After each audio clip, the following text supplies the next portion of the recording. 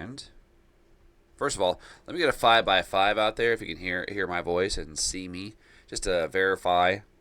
I can see myself momentarily here, but can you guys hear me? Jerry, can you hear me?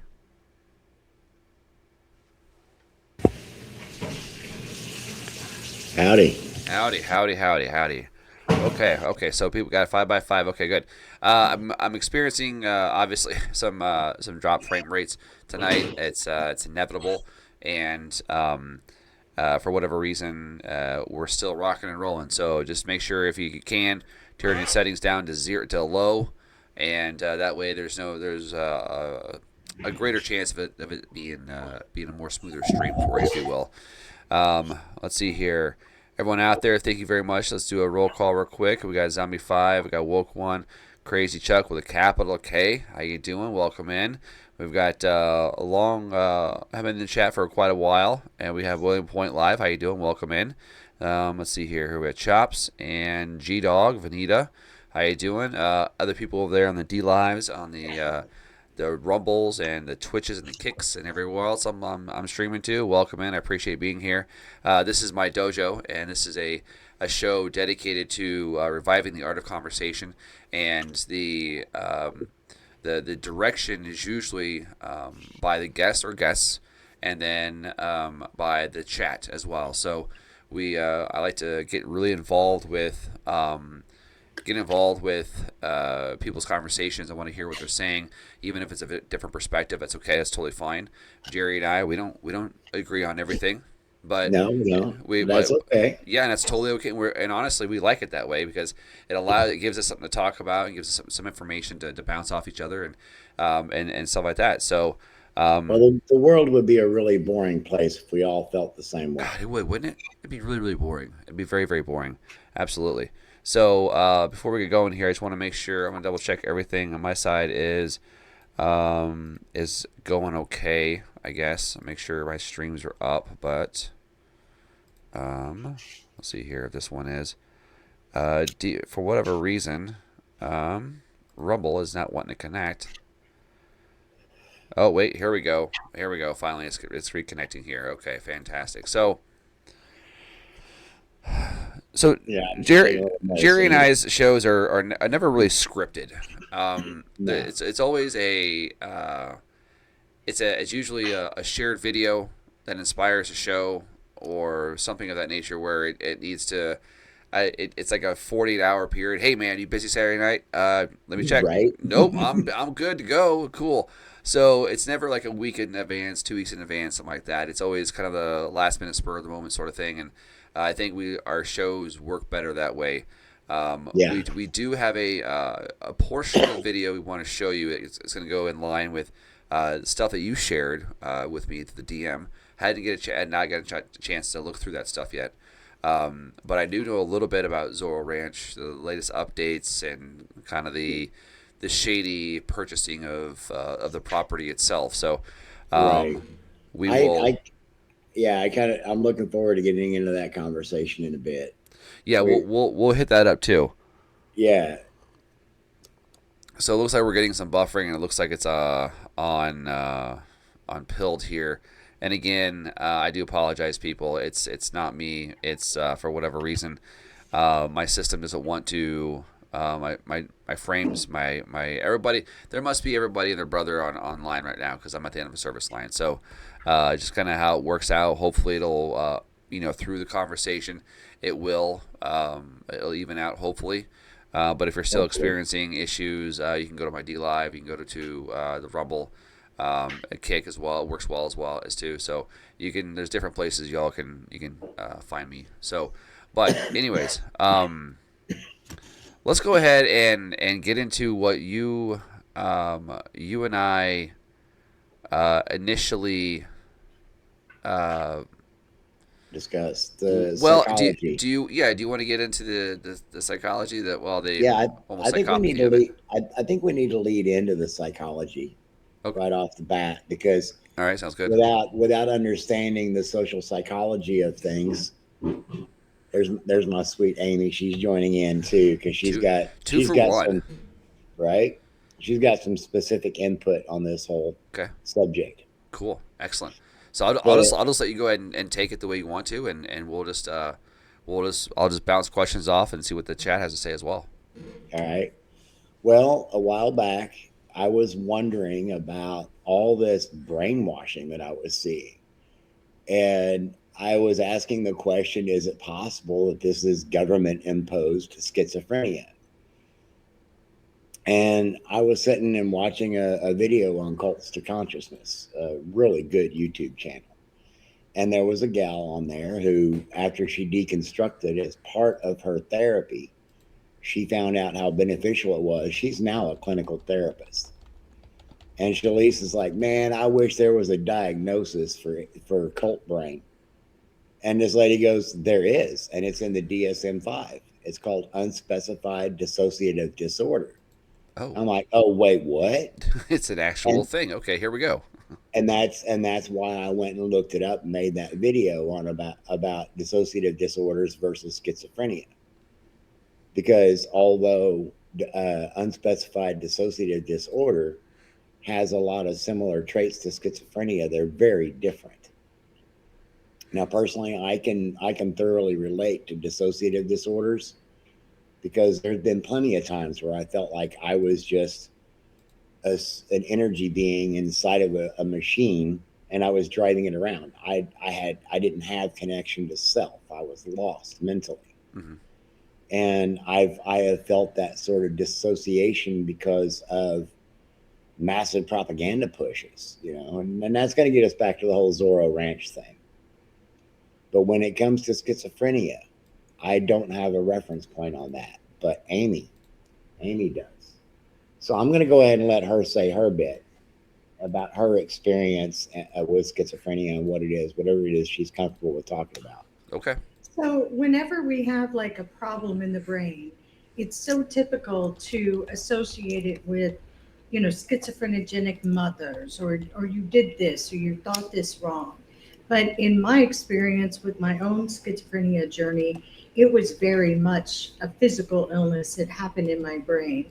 So, growing up, I grew up in a kind of nutty but healthy family, healthy church.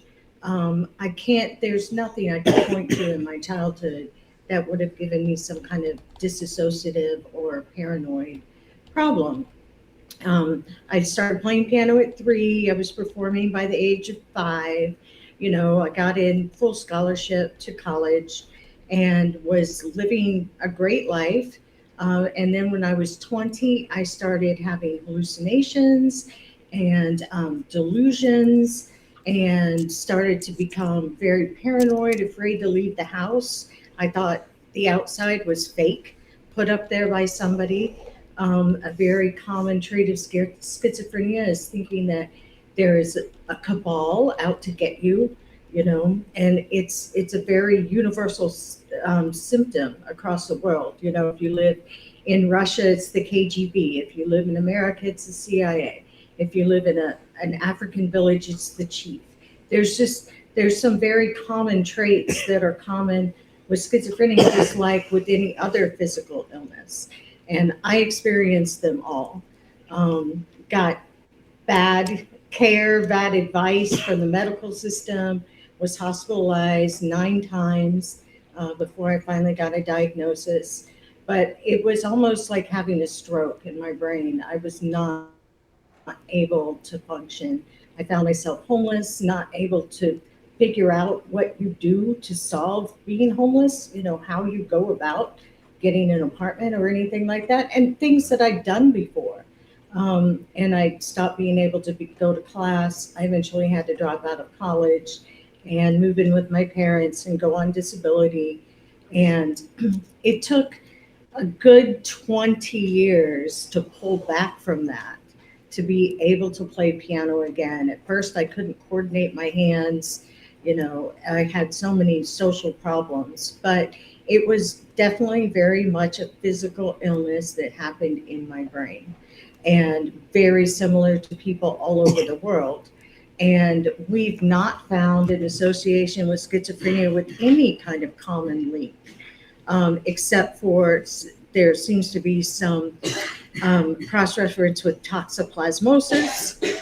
Sometimes the mother, if they've been exposed to toxoplasmosis, that can cause some problems in the brain that can cause schizophrenia later in life.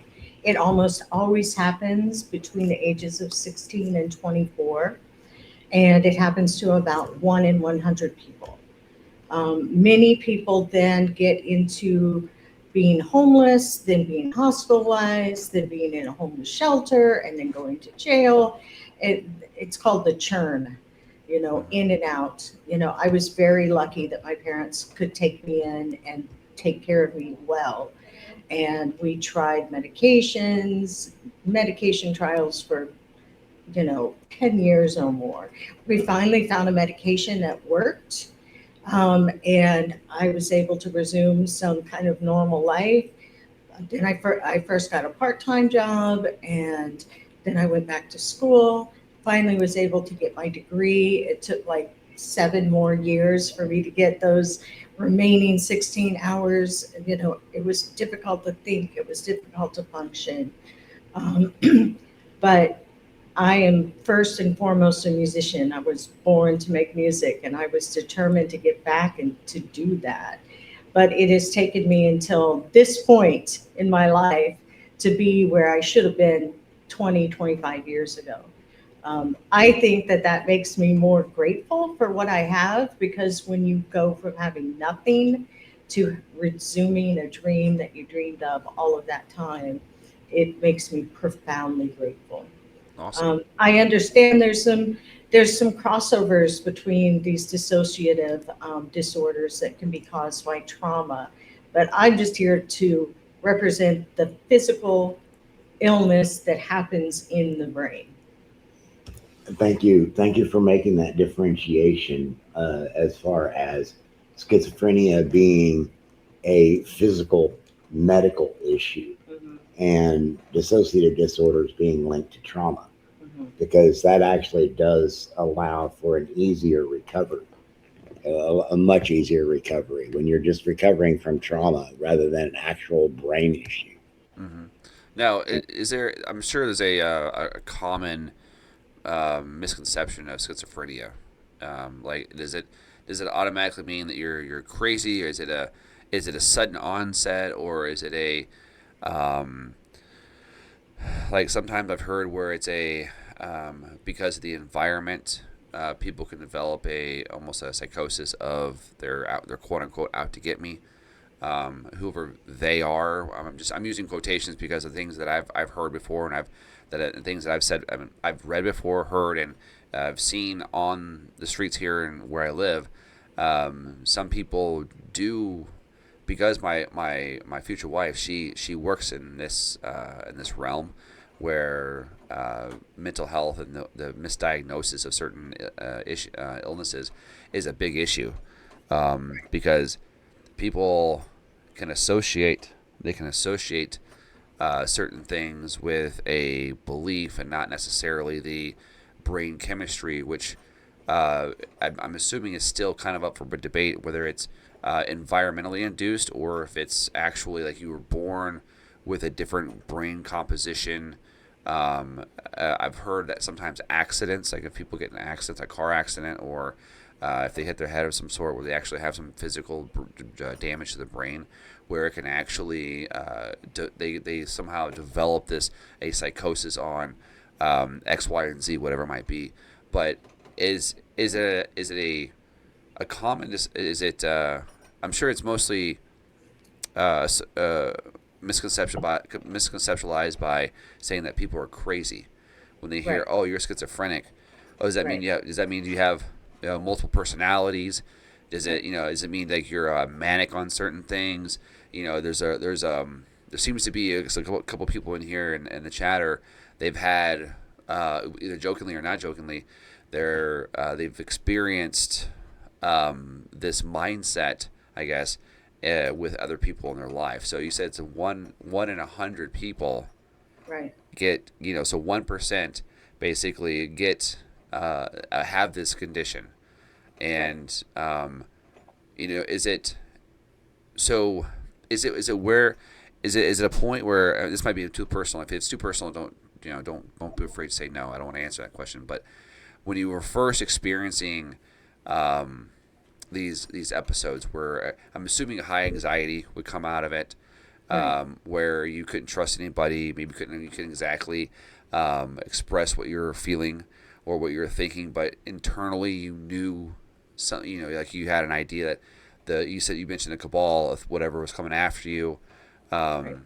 Is that a common thing for most people with schizophrenia, where That's the most common symptom. they think that Paranoia that there's somebody's out to get you. someone's out to get them? Which, Okay. of course, that leads to all kinds of. If you think people are out to get you, you're more likely to believe in a conspiracy theory. You're more likely to be taken advantage of by somebody who comes and says, Okay. "Look, I know what this is. If you do my specific kind of therapy, you'll be all right."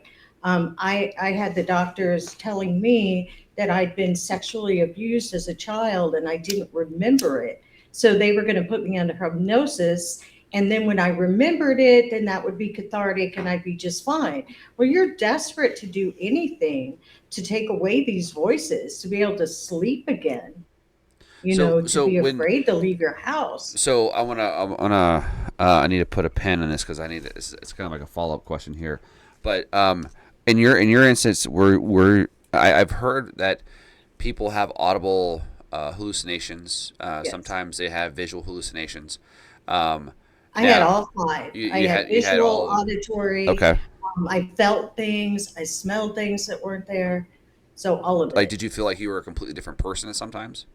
No, I didn't. Like you were. I would say at that time, like John Malkoviching yourself, I guess. I'm watching myself go crazy. Gotcha. I know these ideas are crazy, but I still believe them. I know that outside exists. I can go out the door, but I couldn't because I was terrified. As soon as I went out the door, I was going to step off the end of the earth. And it made a difference with me being a performer since a young age, because as you're a performer, you're used to putting your irrational feelings, burying them so you can do the performance, getting over your nervousness, not overcoming your shaking hand. So I was able to present pretty well. And I was also very aware of my symptoms. A lot of people aren't. It's about 50-50. Some people say that, they understand what's going on. They can see what they're doing is crazy. And then about 50% can't. They just really don't know they're acting crazy. Okay. On that note, I just want to interject something real quick. When I was active in the burner community, I interacted with somebody who knew damn good and well they were schizophrenic, but they could very distinctly differentiate their schizophrenic world from the real world. In fact, to the point that their delusion was developed so well that they had their inner world completely mapped. They had their job profile built. It was an alternate reality for them, but they could tell when they were in. Is that with again, like this is, I'm not an expert in this at all. I get a lot of my information by just like anybody else does, really, by doing their own research.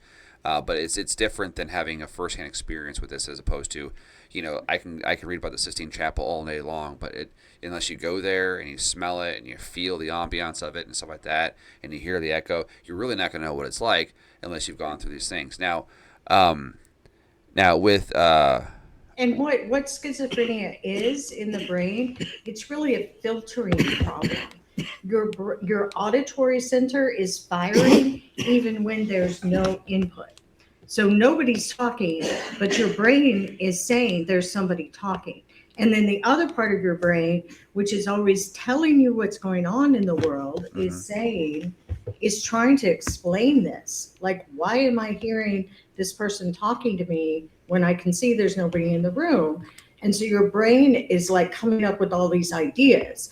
Okay, well, it must be that teacher I was talking to, he was wearing a red shirt. So that means he's in the conspiracy of red shirts. And, I believe that. I believe that the Well, KGB was well, following yeah. me. That type of Yep. psychosis can lead to the disassociation with certain groups and stuff like that. Now, Right, I'm not saying that happened here, but and that I've heard that before, where a lot of people who have the schizophrenia, they'll say anybody who has a trench coat is a right, bad guy, or right, any dog is just, or any bird is just a drone. It's trying right. to. Everything red for Right. me. The So person was red, they're from the KGB, right. Okay. you So know. then there you go. See, that's Yeah. so the And question. then I was at the mall one time, and I got convinced that they had stopped wearing red shirts because I didn't see very many around. Mhm. They must have big red dots on their chest. And I had this compulsion. I saw this girl, she was about 9, and I was thinking, I need to tear her shirt off to see if she's got the red dot on her chest. And that's how crazy behavior happens. I was able to recognize that that would be a socially unacceptable thing to do, but I can understand how somebody might not. They, and they're like, and since the brain is like over firing and like doesn't, it really doesn't filter the things that it used to filter. So I could hear my blood running through my veins. Sometimes I could hear conversations 4 blocks away because my brain was just broken. It was just firing everywhere. And then the portion of my brain that says, I've got to explain this, was working overtime too. But I can understand how people end up doing crazy things because of the delusion in their head. Right. Now, um, this is maybe this is more going into the disassociation sort of thing, but is there a thing as mass psychosis where Well, I there think that could be, because I know our government has experimented on this with drugs, LSD a lot, um, right. but I'm wondering if like because we have trauma based mind control through these false flags, the major events that are supposed to draw a lot of your emotional energy. 9/11, Operation Ear Pierce with Trump, because you had the firemen and that got killed. Yeah. There's other events, Oklahoma City bombing. You have, I'm sure I'm missing some others as well, but there's can Well, I, can can a psychosis come about through conditioning from an outside source, for example, like subliminal messaging from television or a radio that or that does um, get more into the dissociative okay. I disorders. didn't know if like there's a fine line They where it they starts and they where it begins, or does it kind they of, when it gets around to the No, edges, it kind of they blends in a little schizophrenia bit? is a specific physical illness.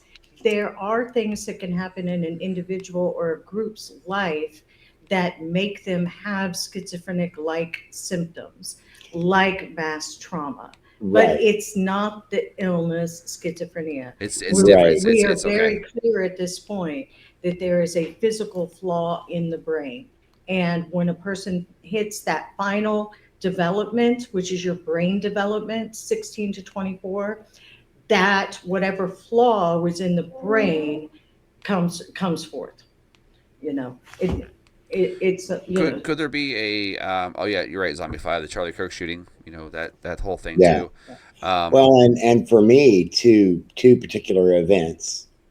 One that happened November 18th, 1978, Jonestown, oh yeah, yeah, that's another one. Yeah, big and one. then it'll be 3 years next month since the Shakahola Forest massacre. Oh, I see, just I there's I, I just did a video on that. The body counts update is from 429 to 443. The military is back in there doing recoveries. jeez. That's an ugly story. But anyway, Yeah, that's a different where that's a she different was story. talking about the auditory hallucinations and the paranoia, Hmm. I was experiencing those symptoms with the disassociation, both when I was in a high trauma environment as well as being on methamphetamine. So Okay. drug induced psychosis, trauma induced psychosis, those are the kinds of things that are going to lead more towards mass psychosis, which, like she said, can present with schizophrenic um, Characteristics. characteristics. Yeah, Mhm. Mm. thank you. So But it's that's where not it can the be illness misdiagnosed. schizophrenia. We Right. have to be Misdiagnosed very careful and misunderstood. Okay. to differentiate the two. And that's why I made that video, dissociative disorders versus schizophrenia, because dissociative disorders can be overcome through therapy and counseling, medication, that sort of Hmm. thing. It's not the same as a physical break in the brain that happens that causes schizophrenia. But since we did bring up meth, so a person in that developmental stage of 16 to 24, your brain is vulnerable. So the use of meth can bring on schizophrenia in people that have that brain tendency already. And there is some debate whether or not that marijuana can as well. Well, So I recommend everyone in that developmental stage avoid. Yeah. stay Yeah. away Yeah. from drugs Exactly. that can alter your brain growth. Well, it just so happens that the individual, the schizophrenic individual that I knew in the burner community, Mhm. had done meth for the first time when they were doing drag shows out in Vegas. And the very first time that they did meth, they'd been awake for, it was their third day, Uh-huh. was when they had their break. Mhm. So, yeah, drugs during that developmental stage can trigger it, just like any other environmental toxin Right. can potentially trigger Such it. as trauma. Yeah, So if your brain already has the flaw, and you're put through some trauma, you're taken advantage of by a group or an individual that's like, oh yeah, your paranoias are real, that can help with the development. I didn't have Is those it is triggers. it is it hereditary? Is it something that mom could It's pass down genetic. or No, father can it's pass not. down? It's No, not. it's not. No, we Okay. have twins. One has it, one doesn't. You know, it's just another one of those genetic mutations. it's genetic, but not hereditary in that it happens in the genes. And so then it typically happens later teenage years, adolescence into early Mhm. adulthood is Right. when is it the same for men and women? The same age time? Men are a little bit earlier, 16 to 20, and women tend to be more in the 18 to 24. Okay. Women's And that brains that just, just happens to be a biological development of the brain. yes, Okay. exactly. Okay. Man, that's um it's not something you hear every day, you know. Yeah. Right. It's definitely I again I think a lot, because a lot of people are like, oh, you're psycho, whatever, and I think some people I can see how that would be triggering to some people who are dealing with an illness, a mental illness, and that a word like that would probably make someone maybe fly off the handle for a couple times. I can Well, see that. the stigma is it's really difficult to deal with. There's almost nothing else that you can say you have the diagnosis for and then get fired for it, blacklisted just for saying, I have this, I have schizophrenia.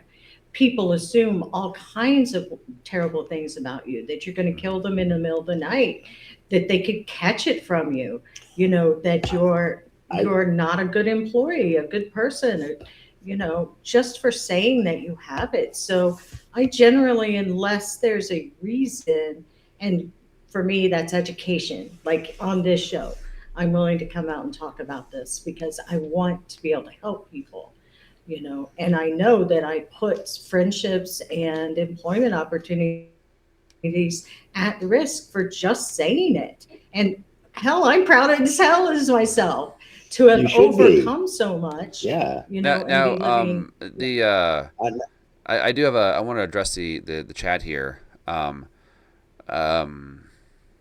Now they're claiming that pumping hormones into the children could explain the rise. Now, is there a and I just it's not a dig at you or Matt. It's more of a up here connecting questions here. Um, is there a rise in diagnosis of this, or is it just a because there's more information being put out there and published, is that we have more knowledge of this? Um, it can't be hormones in the water. It's not a hormonal thing. It's not related to hormones. So It's an it's probably actual. not hormones in Is the it just water. is it a physical rewiring of the brain, or is it a It's a physical okay flaw in the physical? brain that when you hit that final development of brain development, develops those symptoms. That's what it is. And the severity of the flaw depends upon the severity of the presentation of the characteristics. Now, as far as is it being diagnosed more often, no. Medically, we still have the same 1%, and it strikes every population across the planet evenly. However, we have a lot of problems in our society. We have a lot of people that feel like they're not normal, and they go to the doctor and they tell them their thoughts, and they get a schizophrenic diagnosis. I think there's not more of a prevalence of the illness, but there are some bad things going on in society, Mm-hmm. that are causing a lot of people to feel like they have something wrong with them. Up to 75% of kids that go to college have either already have a diagnosis or get a diagnosis of some kind of mental disorder in their first year. If 75% of people are sick, are Yeah, not right. normal, Well, who's not normal? I was going to say maybe maybe those who think they're neuronormative are the ones who are abnormal.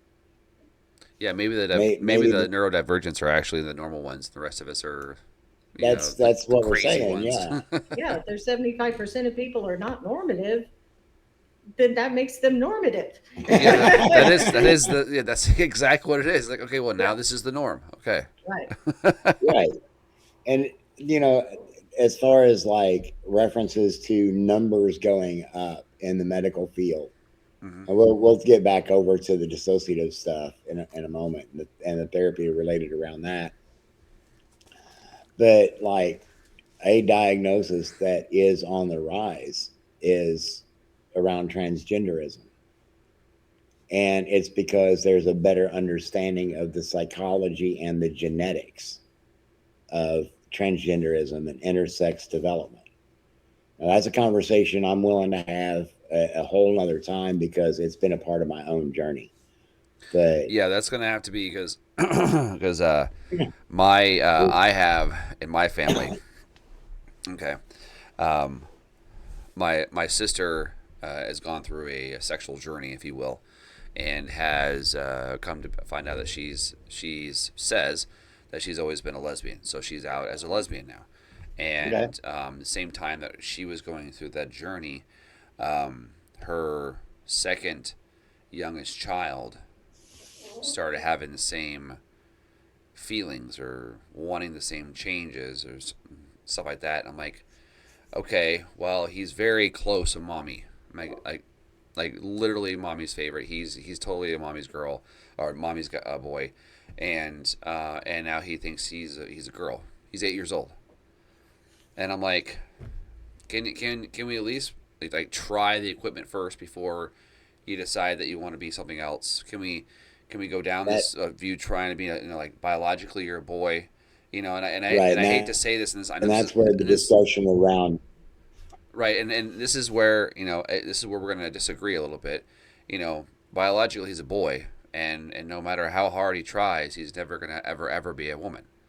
He's not going to have those chromosomes to be a woman. right, He's never right. going to be able to have a uterus and But fallopian tubes and there, have menstrual true, cycles on a regular true. basis and all the other things that go along with being a woman on a Right. daily basis. So Well, and he but that's where I think the modern understanding it falls short because you can have females that have masculine presentation. You look at a gal and you're well like, yeah, or hermaphrodites are a little bit different though. or effeminate guys. But anyway, that goes back to the genetics thing and the precursors for like schizophrenia or other physical presentations. But that's where it gets the psychology of things. But let's move back over to the dissociative stuff. Okay, that's fine. Fair enough. But So, okay. I think some of that's kind of important for that later conversation. And by the Welcome way, in, Darkseid. statistically, schizophrenia is not more prevalent in transgender, LGBT, any of those. It's societies, class, race. It's 1% across the board. Schizophrenia is kind of like a kind of it respects boundaries as much as a virus does. Yeah. Okay. Okay. Anybody's susceptible to it. Anybody's susceptible to it. Well, there Just because, it seems like to me there is like a disposition, like they're disposed to being like genetically through the family. These people are, because if it's physical in the brain, then they're somewhere in the family. There's also someone who's had that trait, that characteristics, that phenotype, if you will, and that's been Well, again, because the sometimes toxoplasmosis. it skips generations or multiple generations sometimes, and just like when you're doing Mendel's gene scale, the squares and stuff like that, you're gonna find that genes can skip multiple generations, and say great grandpa's brother had a problem, and then like what we're finding with Trump's family, where he has he's got schizophrenic dementia in his family. right? His father was one of those where maybe that's not the correct term, but he was one of the most extreme versions of dementia. Well, that skipped multiple generations, and now maybe Trump is experiencing it or something like that. Who knows? But I'm just saying that's an example of it. And Right. because if it's physical in the brain, to me it makes sense that there's somewhere in the line of people. Maybe they were, maybe he was a Vietnam veteran or something like that, and his trauma triggered what was already inside of him, but it just, like, for whatever reason, it just didn't click. His schizophrenia didn't click until and like it was physically, like his brain was already wired, because maybe you know maybe two generations before, like I said, there was an uncle who had a problem, and no one really the family didn't really talk about it, but then it showed up a couple generations in a Vietnam veteran, and then that event, him going to Vietnam, maybe could have been a catalyst to trigger, where the onset might have been more gentle and much more diagnosable, or could be seen from outside. But unfortunately, like you said, sometimes there is an event. Drugs will just trigger an event, or trigger this that's already inside them to come out. So it's like, how do we? I guess because now the question is how do people know if they are schizophrenic or not? Yeah. Because like on you, like there's, like you said, there's a I couldn't get good 50-50. answer. I went to the student health center. They didn't know, they didn't know what was going on. So I got a copy of the DSM-4 and I looked up my symptoms and I went to the doctor and I'm like, I have 4 out of the 5 of these symptoms. And I've had it persistently for more than 2 weeks. I have schizophrenia. And they were like, no, you don't. Because nobody comes in and tells us that they have schizophrenia.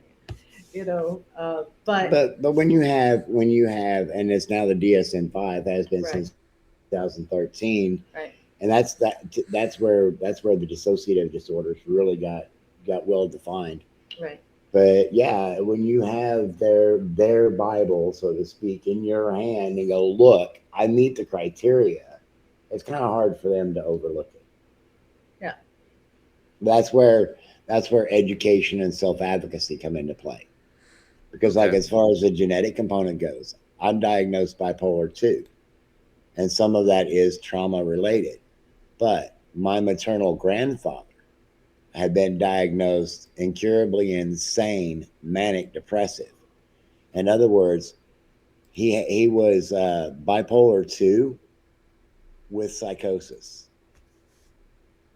And he was a sociopath on top of that. Well, I would say with And so bipolarism, that he presented as a psychopath.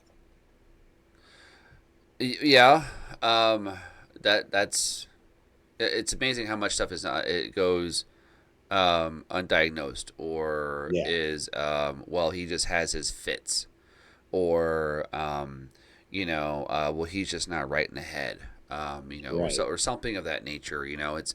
It's usually like for me, I was diagnosed with ADD as a kid. Well, come to find out, it was ADHD that I had, and a pretty bad case of it too. And I couldn't focus on anything. I mean, I was Right. all over the place, and so, but eventually, you learn to work with it. You learn to, whether it takes medication or you don't need medication. For me, it was exercise and it was activities. Give me something to build. Give me something to And do. Give me something to do with my hands, not just sit here and watch a PowerPoint presentation sort of thing. But I guess I guess there's I want to kind of go back to the physical thing, where somebody somewhere in the family, there has to be a history of it. It's like to me where how does something spontaneously occur in nature? Well, there has to be an earlier copy of it, right? right. Or a maybe not to a greater degree as some people, but maybe at a lesser degree, which was manageable by Well, maybe Grandpa, for example. Grandpa had issues, but he took his cough medicine and he was fine. that or because of the way society has been in the past, where things like domestic violence just weren't discussed outside the house. Those sort of issues may not have been discussed outside the house, and therefore there wasn't the social recognition. Right. And with heightened awareness, it seems like the numbers are growing. It's just like you don't realize how many green Chevy Suburbans are in your town until you go and start looking at green Chevy Suburbans. Right. Yeah. Well, You know, that's a little bit different though. yeah, Um, but it's still the awareness factor. But if Now you I yeah. do. consider that 1 in 100 people have it, you can look far back enough in your family history and probably find somebody else that had it. But are they within, like I look back, there's nothing in my I family mean, are except that they yeah, my like grandmother's are they still alive? Can you talk to them, sort of thing? Yeah. exactly right. And Yeah, is there any chances of any kind of medical records are going to right. be Right. um, And probably it was not. very typical with people started having symptoms like that they would get institutionalized and then Right. you Yeah, would and never see them again. that's the big thing too. Like 100 years ago, Right. they just institutionalized. Hell, if a woman was a little manic on her period, they'd institutionalize her. Right. Well, I mean, it's like, yeah. what do you mean? I, She's having a chemical imbalance. Let her, just let her blow off steam and give her some chocolate, and then just say yes to her all the time, and just walk on eggshells. You're fine. She's going to be I, that way every once in a while. It doesn't affect them all the same way, but she doesn't need to go to a freaking psych ward because of something that's right. biological. Right. Now there's a comment I see over there on the pill chat. So schizophrenia is like dementia. Um, Kind of, sort of, because they're both brain breakage, but they're different kinds of brain breakage. Dementia is more like a later onset in life. It's I like a mean, you can physical have breaking early. down of your brain where you can't connect Right, where one it's thing, like you can't deteriorating. connect Where taking that you can hold the glass in your hand but you can't connect that the water goes in your mouth. right, That's with the dementia, and with the right, schizophrenia, it's it's a physical rewiring of your brain where right, Right. what you're perceiving to be reality is not reality for some reason why your brain became that way, why you were born that way, right. why It's maybe a schizophrenia. trauma or drugs somehow triggered it, and like maybe you've already had it, and who knows, maybe there's so many people out there that have it that need a trigger point to kind of push them Yes. over the edge a little bit, whatever Yes. a Right. pressure, whatever it might be. So I don't know. Right. And this is actually where in that early development, and because actually it starts between like 12 and 18, when individuals are surviving through trauma episodes. If they're Hmm. especially if there's like drug or alcohol use involved, it during that stage in the brain development, it creates a shortcut which short circuits emotional regulation. And that's a special type of trauma that has to be unworked later. Is there a is Can there I go back to the is there schizophrenia dementia yeah, comment go ahead. I'm for sorry, a go ahead. moment? Yep. Because it's more like Parkinson's, because schizophrenia is the a serotonin imbalance, and so is Parkinson's. Mm, Thank you. Thank you okay. for that. So it's less like dementia, more like Parkinson's. Gotcha. It's a problem with the neurotransmitters, especially serotonin. It's like serotonin has to go, like it's like a key going into a lock, right? And with schizophrenia, like either the lock is broken or the key is not broken, so you're not getting the serotonin connections. Mm, And Parkinson's is similar in that respect. gotcha. Okay. And so I found the right serotonin reuptake inhibitor, which helps the key go into the lock, and then my brain got better. Which is why I'm glad SSRIs worked for her, even though they didn't work for me, because my brain issue was something completely different. Hmm. Right. It's very interesting the brain chemistry, as you know, we're all bilateral bipedal creatures. You know, Right. you cut us in half, and the right and the left side match each other. However, not all of our brains are the same. Not all of our left and right hemispheres match up perfectly, due to now. Is there such a thing as psychosis due to like an environmental situation where, Yes, say, you were born into poverty, and then you all you've known is like war, for example? Is there a psychosis that people can develop, and is it and if they I'm sure they do, but can they recover from that, or is it something that is always going to be like PTSD on steroids, but it's so ingrained in them that it almost incapacitates them. It puts them in a position where they almost go catatonic, or they get extremely violent.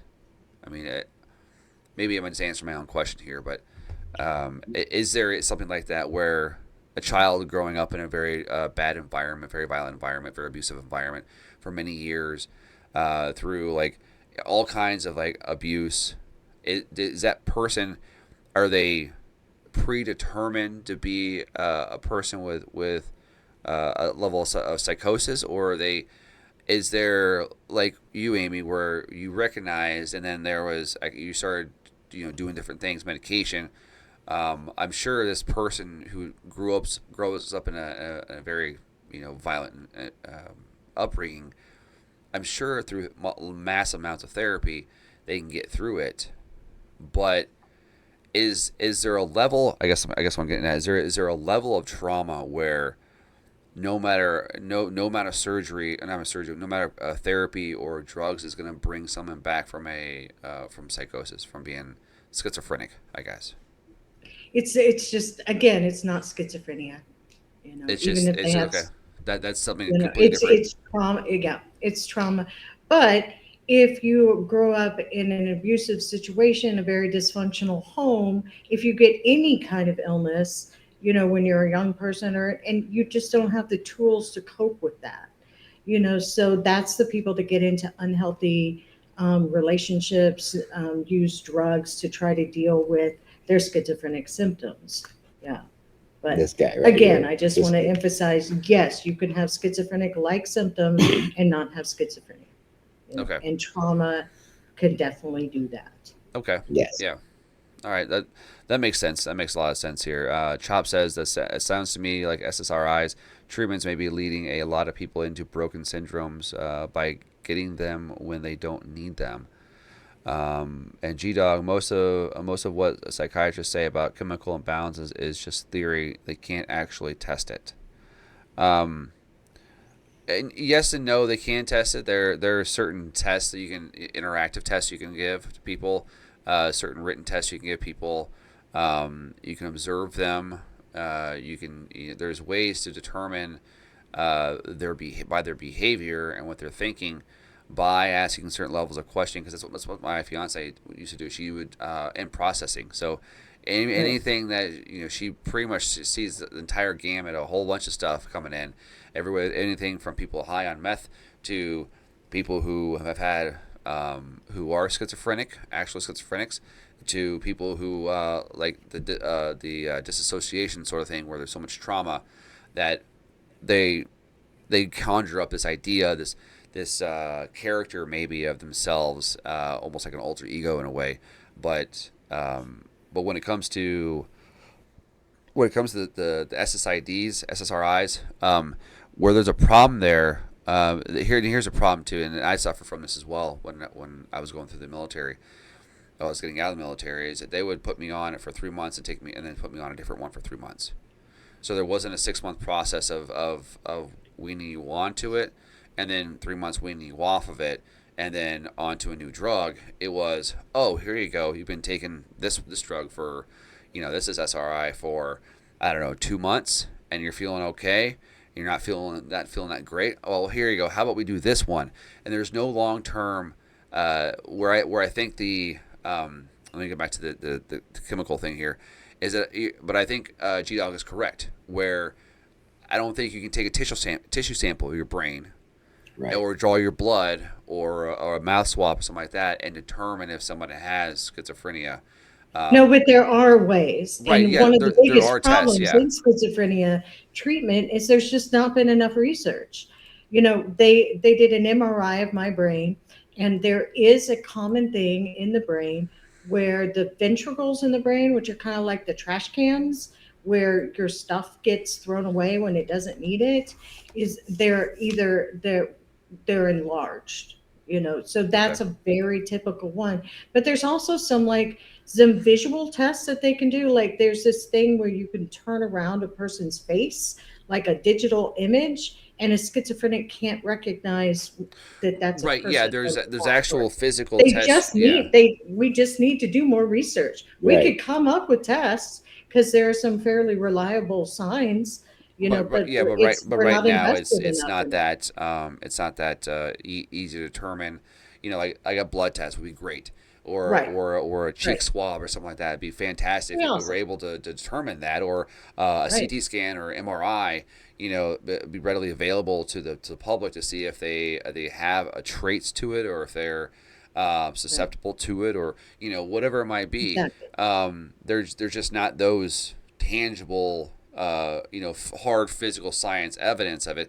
There's a lot of peripheral evidence and tests you can do to kind of hone in on it, and then Right. and then further testing and further counseling Right. would be recommended, because then you can get with somebody who, like a psychiatrist who specializes in these in schizophrenia and stuff like that. So there are Right. people who do that, but that's a lengthy process to get to Yes. that point. And just Yeah, it like you was just my told, ninth hospitalization yeah, when I like you finally said, got it's, it it's figured taking you out. it's taking you Average several years. person goes 7 years undiagnosed, which, if you're going undiagnosed, you don't know what's wrong with you. You don't know how to fix it. They don't Right. know what's wrong with you. Yeah, we just need to do more research. Spend some more time on this. Yeah. Right. Just like the industry has done when it comes to dissociative disorders. And the main reason that there's so much more understanding in that aspect of the psychology community is because of the growing need for developing a deeper understanding of religious trauma, because that leads up to those dissociative situations Okay. where Okay. like in my personal experience, having grown up, and you and we've talked about this before. I grew up Mm-hmm. in the Assemblies of God Church. Yep. I spent a You, few years in the church too, so I kind of we remember. we we had the fear of missing the rapture. It could happen Mm-hmm. anytime in the next 5 minutes. You don't want any hidden sins. You got to do this. You got to Yep. do that, and Like, don't do you associate with. want Jesus catching you when you're doing that if he comes back tomorrow? It's like Right. it's And, like and it's all of that tension. Yeah. right, and that set me up. And of course, it was in the 1970s, so we had the Red Scare going on. So, I've got this doomsday church doctrine going on, and then we had the social paranoia that the Russians could drop a bomb on us at any time. I mean, it I was remember Cold that. War. Yep, I remember that too. And recently, I've been running down this path trying to figure out what's been going on. What happened to me that derailed me from going to college to study electronic circuit design, Hmm. to go off to kill a commie for mommy. And that transition happened during Operation Condor, which the Assemblies of God Church supported. And I'm just like, wait, what's going on here? But it was whenever Yeah. I heard about unspecified dissociative disorders, and I went in and I looked at that, and I'm like, oh, okay. So in a high demand religion or any other high demand group, you lose contact with yourself. You lose yourself because you are a part of a greater body. Now, is that just stick with religion, or can that go for political parties or It can go sports for teams political or parties, multi-level marketing, brand loyalty, even. I oh, mean, brand loyalty is kind of stretching it a bit, but I've like seen guys go, I'm a Nike shoe man, and I don't or and I'm or that's or it. Ford truck versus Chevy truck, and two Okay. guys are duking it out in the parking lot next thing. Yeah, I yeah. mean, just silly stuff like that. Or anyway, we won't go to Lady Wranglers versus Lady Levi's, but Jordache, man. It was all about the Jordache, my where I right. come from. I Yeah. want to answer a comment here. Careful, some of these drugs can cause tardive dyskinesia. Tardive dyskinesia is a real um, and real risk. Abilify. I had minor issues with tardive dyskinesia as a side effect of Abilify, and the partner that I had at the time uh, had extreme reactions to it. I mean, Mm, if they stood for more than 5 minutes, their legs would start shaking like they were getting ready to just crumble, like that's they just run a marathon or something.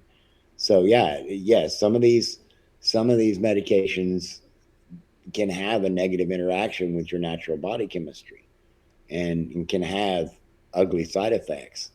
And it just always blows me away that, I mean, like, America is like, what, one of, maybe we might be the only country, but maybe one of two or three countries that runs pharmaceutical commercials on television. yeah, yeah. And It's it just true. blows me away whenever they're reading off the side effects, and death Right. is one of the potential side effects. I'm like, Death, oh yeah, man, give me a anal double dose of leakage. that. Your eyeballs are gonna explode. Your butthole's gonna fall out or something like that. Right, It's like why would right, I? You know what? But it's gonna make me thin. God damn it, let's do it. Let's sign me up. All right, I don't care if I right. grow a third leg out of my forehead. Just as long as it makes me thin and makes me my cheeks drawn, and I'm Right, good to go. So, but right. I did want to make a comment But yeah, on when the and this is we've talked about this too on online I think in shows and offline is that when it comes to there because somebody made a comment about the trans medication um, well we can kind of put this into the probably the disassociation category when you have people who are taking medication to increase their testosterone or lower their testosterone, what it might be, and then the combination. And the thing is that a vast majority of these people who are transitioning, they are on SSRIs as well. And the last 10 shooters that we've had, the ones that are quote unquote trans, they were on SSRIs and they were on these medications. There's just not enough. And the question and nowhere, not nowhere, but on the very not the none of the mainstream channels at all were talking about this, but until Tucker brought it up, and then all of a sudden everybody was talking about it. But I was talking about it for since I first heard of a trans shooter, and that they were on medication and stuff like that. I'm like, okay, well, what are the long term effects of or even 6 months, 9 months, 12 months period? What does that do to someone who is because all of those shooters were within that 16 to 24 range, that young and impressible time. A lot of them had started just recently, within 3 to 6 months of taking this combination of medication. Now, I'm not saying that taking the combination of this medication is going to result in somebody having a mass shooting, but it definitely does help it to to change their decision making. Maybe they wouldn't be as manic or as going into, if they weren't taking the combination of the drugs, maybe they wouldn't have been as pissed off and be willing to take their emotion to action and go through Well, the What is schools. much more common is that, and you see it all the time, is people's families have reached out to healthcare and they've said, "There's something wrong with my son or daughter. Right. He's Yeah. threatening our lives. You need to do something," and they get sent home. Yeah, You that's know, for unfortunate. But the it thing is, now, it's that's much hold more on. The, common the than the thing somebody that's on is that medication. that combination of SSRIs with the other chemical altering drugs they're taking, because they're altering their human chemistry, if we're increasing testosterone or decreasing it, or increasing estrogen or decreasing it.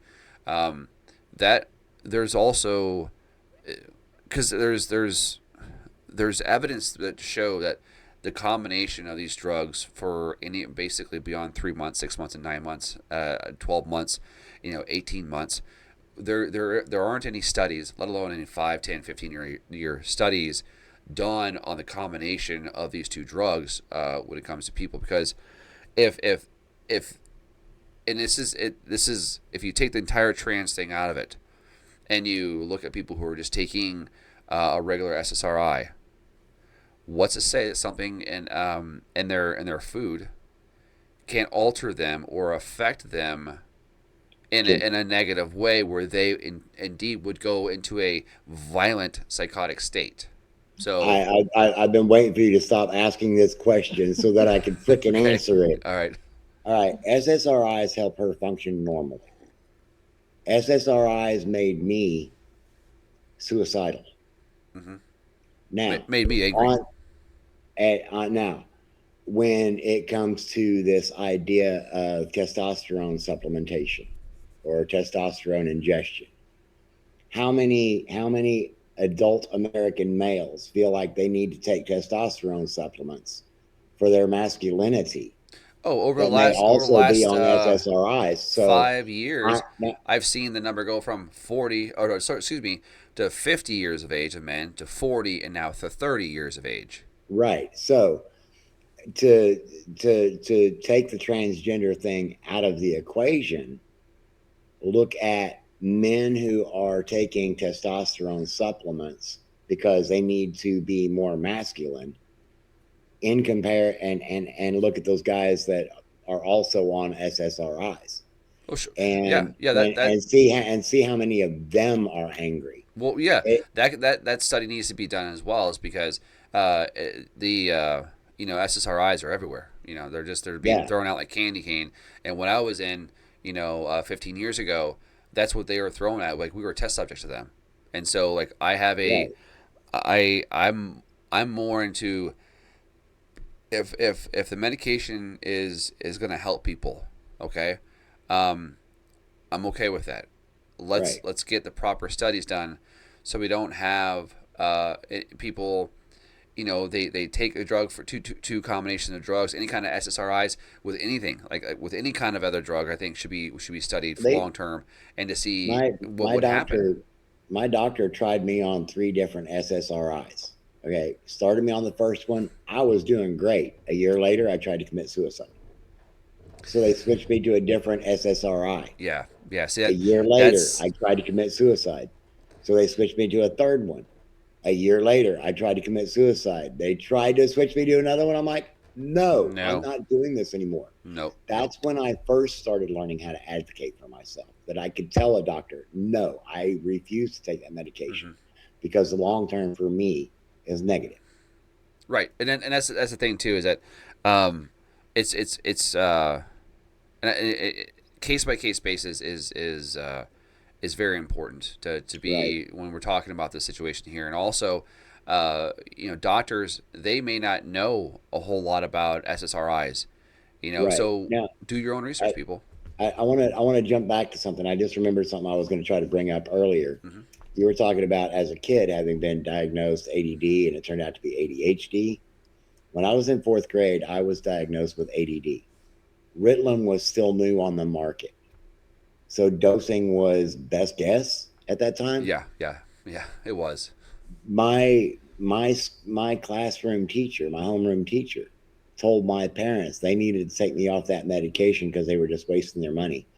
I went from being so ADD that I couldn't focus in class to being so zombified I didn't even couldn't shouldn't have even been there. Hmm. But Ritalin is a stimulant, and when you put kids on stimulants, it rewires their brains. It shortcuts that emotional development. Yeah, that's And yeah. So I've actually been acquainted. We haven't spoken in a while, but I knew somebody that was raised on Ritalin, and they can't function unless they consume a minimum of 180 milligrams of caffeine when they wake up because they didn't want to go on Adderall. how Their many cups of brain, coffee is that? um, they would slam one of the extra tall energy drinks Oh my gosh. just to get started, Huh. right? That's terrible. And That's but it's terrible. it's because they could not function because their brain was overclocked as a kid. But also, that individual was rotated through juvenile correction facilities and endured traumas there because there were absent mom, absent dad at home. Hmm. And so it's no surprise that this individual lacks coping skills for society because they've never actually had the opportunity to address getting connected with a therapist who can understand what they've been through to be able to guide them through that recovery in a style that would help that individual, Hmm. right? Every case has to be handled differently. That's why I'm glad the VA has therapists that are specialized in helping individuals who have trauma from combat. That's a special kind of trauma. Although, in a lot of ways, combat field trauma can be very similar, but not exactly the same as the trauma received in domestic violence. Because in Hmm. domestic violence, the damage, the trauma is more intimate. It's coming from somebody More, that yeah. you It's more trusted, personal. or It's more personal. right, Yeah. right. And so that can go all the way back to CSA, and then growing up in a high demand environment, and then political propaganda constantly being pumped out. And so it's no surprise that people become so emotionally and psychologically invested in something that later down the road they can't let go of it.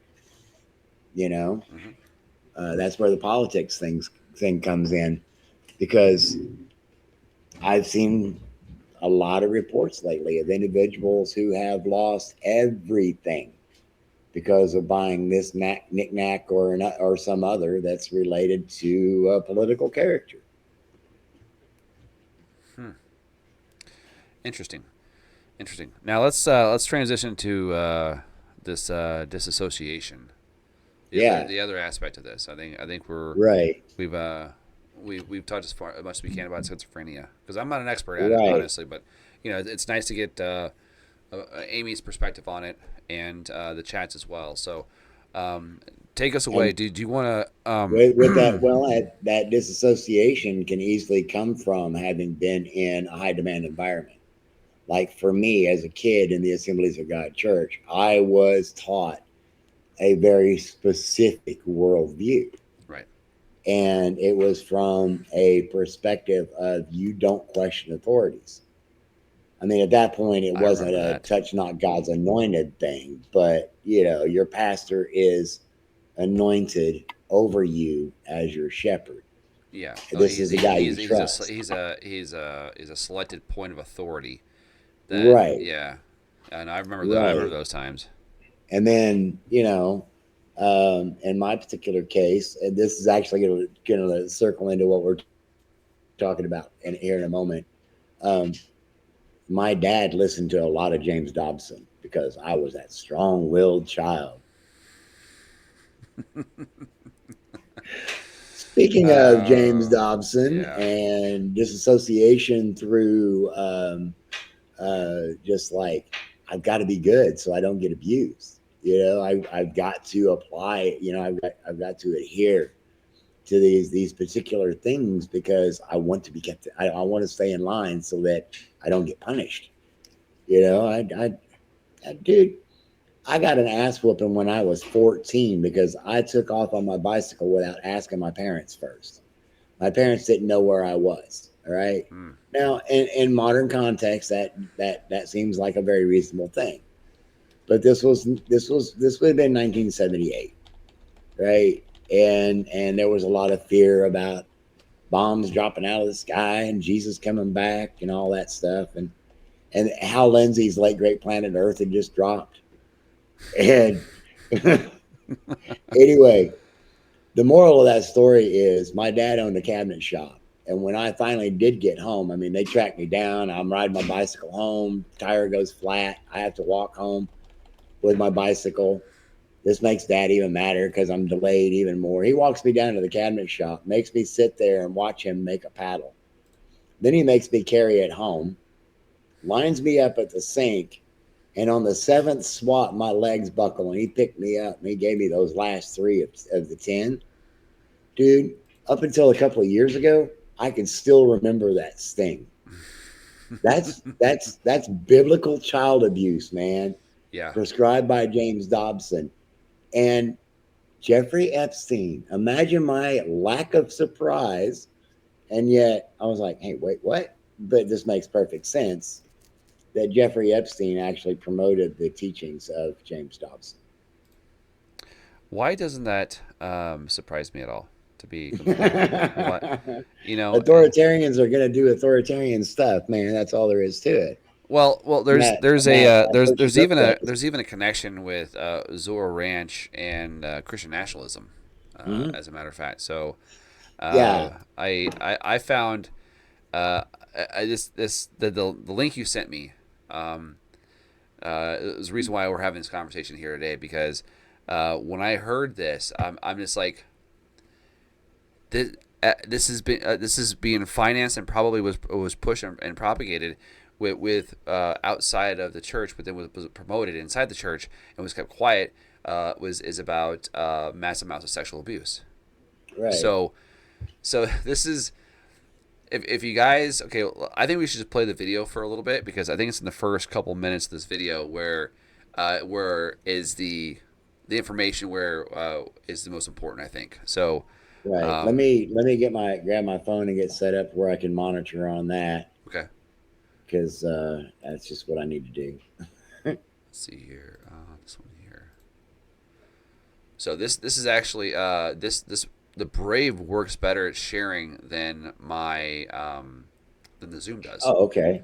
Very So cool, man. I can just do this, show me what you're sharing. So now I have, we're I'm seeing that we're in the right hand corner over here, and I think everyone Yep. should be seeing the entire screen right now. And So very awesome. Hey, and by the way, Ben Meiselas, he yes, and his two brothers are the ones that created Midas Touch Network. mm-hmm. Some of the other family outlets that are part of the Midas Touch Network include Status Quo Network, Yeah, yeah, yeah. who I've Status been Quo's riding with. been doing some really good work. Yeah, I've been riding with them since the East Palestine train derailment, and then also that organization I'm part of, that I'm a leader in, Leaving MAGA. Uh huh. We're part of the Midas Touch family. Yep, yep. I saw every once in a while So, see a and little there's several others as well.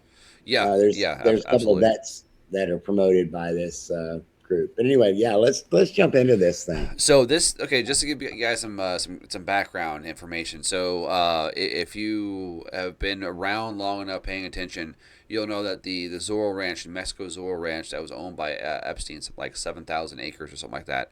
Um, if you remember back in the day, we saw video footage of Hillary Clinton and Billy Boy at the ranch, standing next to Epstein. But there is a church element to this that goes dives into a lot of the where the sexual abuse in the church comes from, and Dude, it's interesting because we'll get to the point, we'll pause it, and then I want you to elaborate on the entities involved here. Okay, All right, so let's go ahead and play it here. do it. Is deeply disturbing. The MAGA Republican politician who purchased Epstein's Zorro Ranch in 2023, where it appears that unthinkable and heinous crimes by Epstein and the cabal were committed.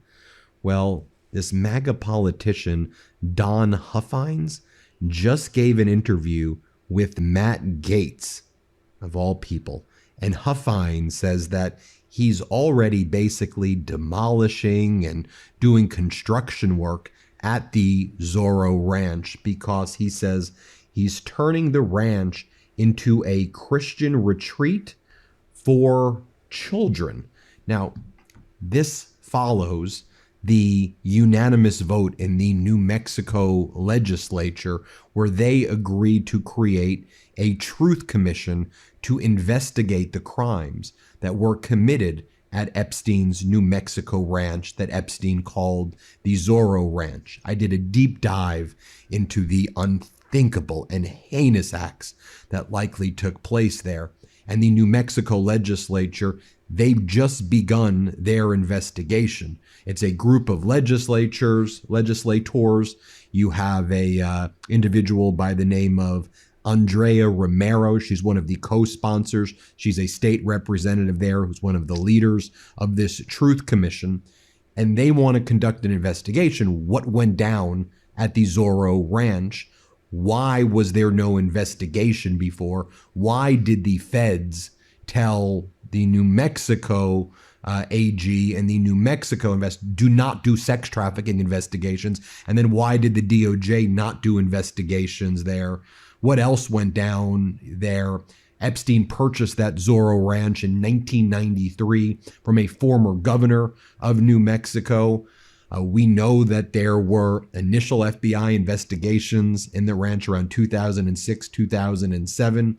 And when the FBI started to ask the house managers their questions about masseuses and individuals coming in and out and girls coming in and out, the house managers got a call from the Home Office saying, do not speak with these FBI agents anymore.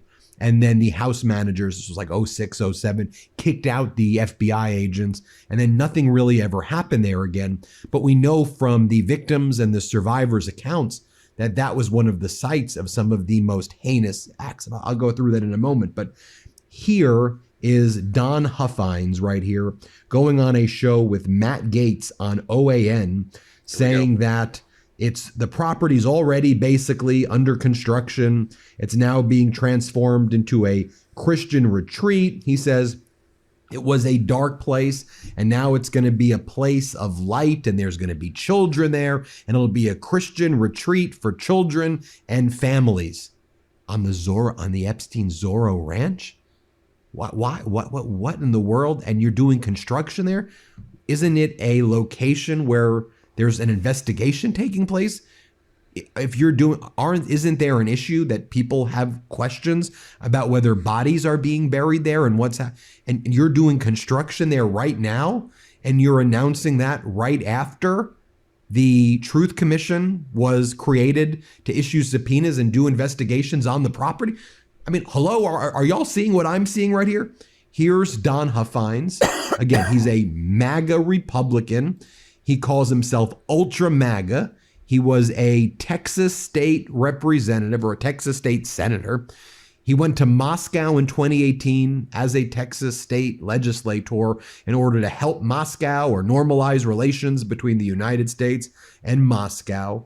His whole thing is Trump, Trump, Trump this, Trump that, Trump that. His son, Russell, currently has a top job in the White House. His son's a young guy currently working in the White House. Hello? Here's what Don Huffines told Matt Gaetz. Here, play this clip. Now you have plans to take something evil and bring it into goodness, bring it into light and positivity. Tell us about that plan. Well, of course, that is the main reason I bought the property. This was obviously a dark place, and we wanted to put light in a dark place. It always shines the brightest when you do that. My faith is is so strong in Jesus, and it really is. And I'm going to make this, the plan all along is to make this property into a Christian retreat. As a matter of fact, it's under construction today. And that's our goal. That's why we named it San Rafael. We named it Saint Raphael, as you probably know, an archangel, and his what he does and helps people with is healing and being the healer, and also blessing those that are traveling. And we think that's really germane to this property. Now, Okay. Perfect place to cut. Yep. Okay. So the Right, the rest of so- the video, this is not really, is that not that important?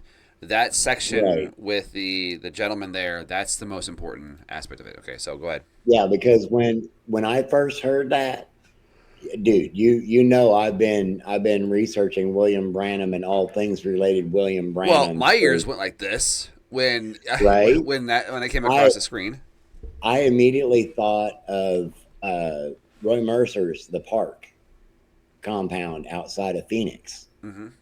Roy Mercer and his male companion / partner were known as the Tape Boys. They ran around with William Branham recording all of his sermons. Isn't Saint Raphael, isn't he associated with the Saint Germain aspect of the religion? Is there any connection there? Because I think, but I don't have it off the top of my head. because there's he said it was quite germane, and I'm like, you Yeah, mean my like, ears perked up on that, and Yeah, that I was was like- another interesting word in comparison, in connection with. But yeah, but a couple of other things that popped into my mind were Via Benavida and Colonia Dignidad. okay, All three of those locations have ties to William Branham, as does this guy, doctrinally speaking, right? And all three of those compounds, as well as the other Nazi colonies in South America, had ritual abuse of parishioners, people that lived there, especially the kids. At Roy Mercer's, the park out in Arizona, men would take turns beating children that got out of line. Like one guy's That arm sound- would that- wear out, and they'd pass the board to the next guy. that sounds like the work camps through the Jehovah's Witnesses. Right? Yeah, or the RPF and Scientology. Yeah, same thing. Yeah. But some of the other punishments that were known to be issued at the park is, since they were out in the desert, they would force sand into the rectums of these children and make them run around. There were outside witnesses that saw kids running around in bloodstained underwear. So what could possibly go wrong with that continued doctrine buying up? And by the way, that New Mexico governor that he bought the ranch from, that was Democrat Governor Bill Richardson, who continued to go out there and visit, taking his kids with him. Who have we heard lately that took their family to Epstein Island? Wexner. No, Howard Lutnick. I mean, Lutnick. Yeah, Lutnick. Lutnick. And his kids and his nannies. Yeah. Yeah, After he said, I want nothing to do with this disgusting, horrible man. But then yet I don't want anything to do with like philanthropy or works or business deals. But yet every single thing he named off, now he's connected with Epstein, doing such things, going to the island, going to having philanthropic work done with him, doing business deals, buying property, stuff like that. Right. So Howard Lutnick knew exactly. First of all, he lied under oath. Okay. Yeah, he lied. he did. So Just like- he needs to just be like prosecuted for lying under oath. And then second of Wexner all, lied. but he'll Wexner never lied, go. too. He'll never go anywhere because Right. I think he's one of the handlers. To be honest. Right, But- right. I agree.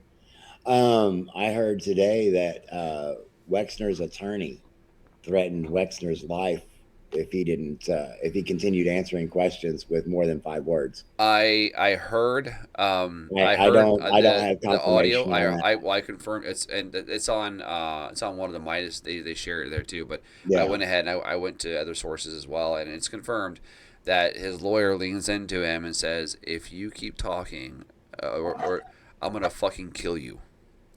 And it wasn't like, Oh, I'm going to fucking kill you. Ha. No, it was a, if you keep talking this way, I'm going to fucking kill you, is what it was. It was a stop, you shut your mouth sort of thing. right, And it was, right. and so, yeah, it's a, Well, that's why I turned around yesterday and made that hour-long video on Wexner, I reading haven't that watched it yet. article out from Unlimited Hangout.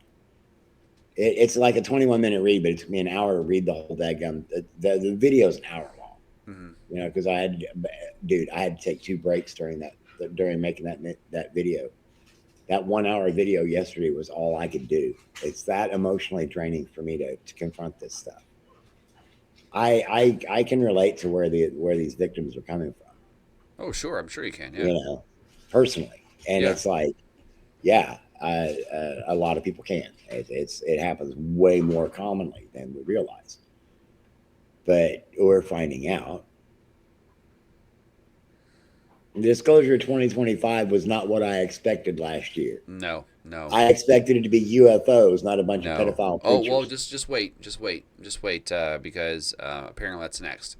Because Yeah, I know, we right? have to move on to something else, right? That's what Trump says. We have to move on to something else. We can't keep talking about Right. these pedophiles. And just like Ted Cruz says, can we stop talking about pedophiles? Can we stop attacking pedophiles? No, we can't.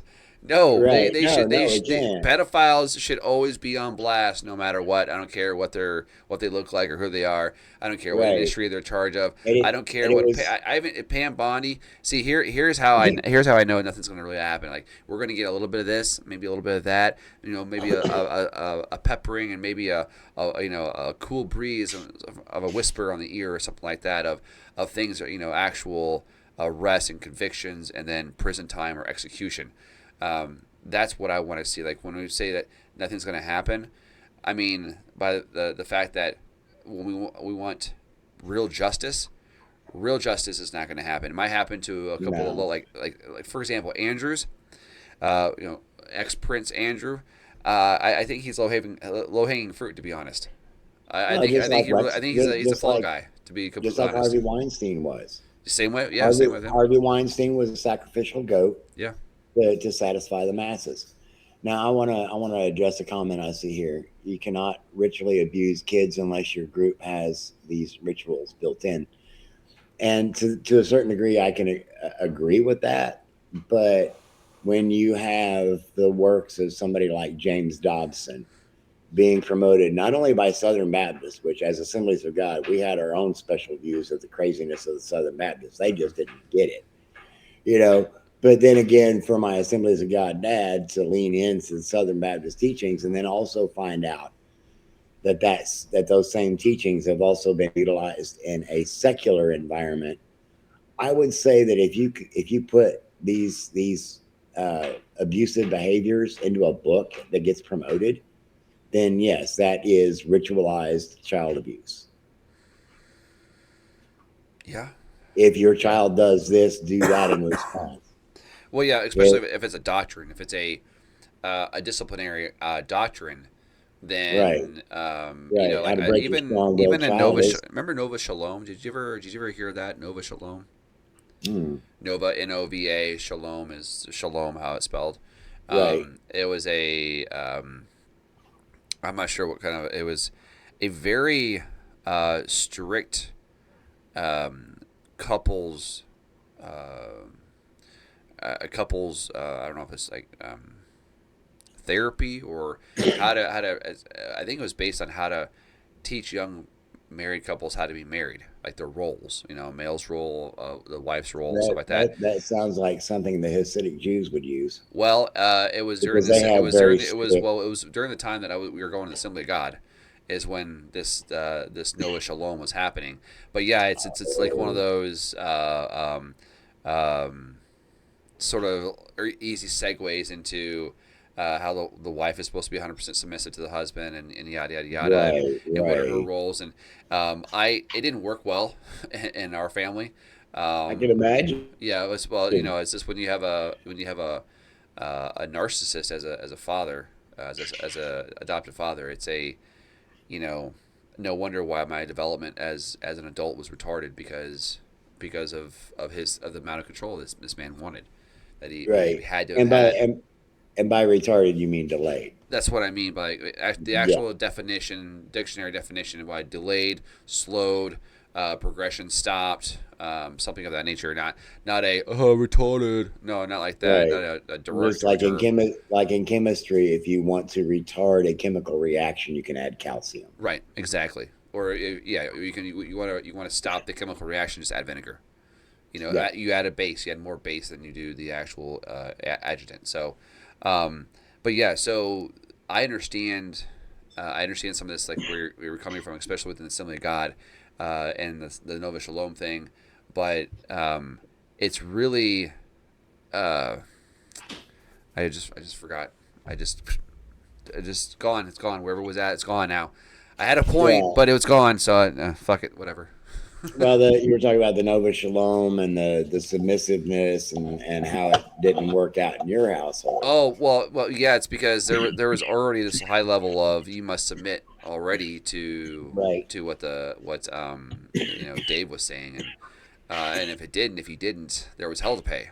There was a, so there's a in a disassociation way, a dissociative way. There's a I too also had a propensity to follow authority. Hence why I joined the military, right? I mean, that's one of the reasons why you did it, because it's not necessarily a financial decision, because you don't make shit in the military, but you've got your basics taken care of. You've got a food, you got a warm bed, you got food in your belly, and you get a little bit of money. So, but then yet you're also subjugated to massive amounts of authority. From every level, every rank you achieve, you are someone's above you, and then now you're in charge of someone else. So it's almost like a double whammy, where sometimes like if you get promoted before your friends, they're not going to want to listen to you because you were just bullshit with us, as an E3, whatever. So, Right. Well, that's why I refer to Amy as my partner, because we have equal share around here. Mm-hmm. But as far as like presenting as an adult as a result of childhood, we were out and about at some point. We stopped somewhere, and I think we stopped at a truck stop, stretch our legs, grab a snack, nature break and all that.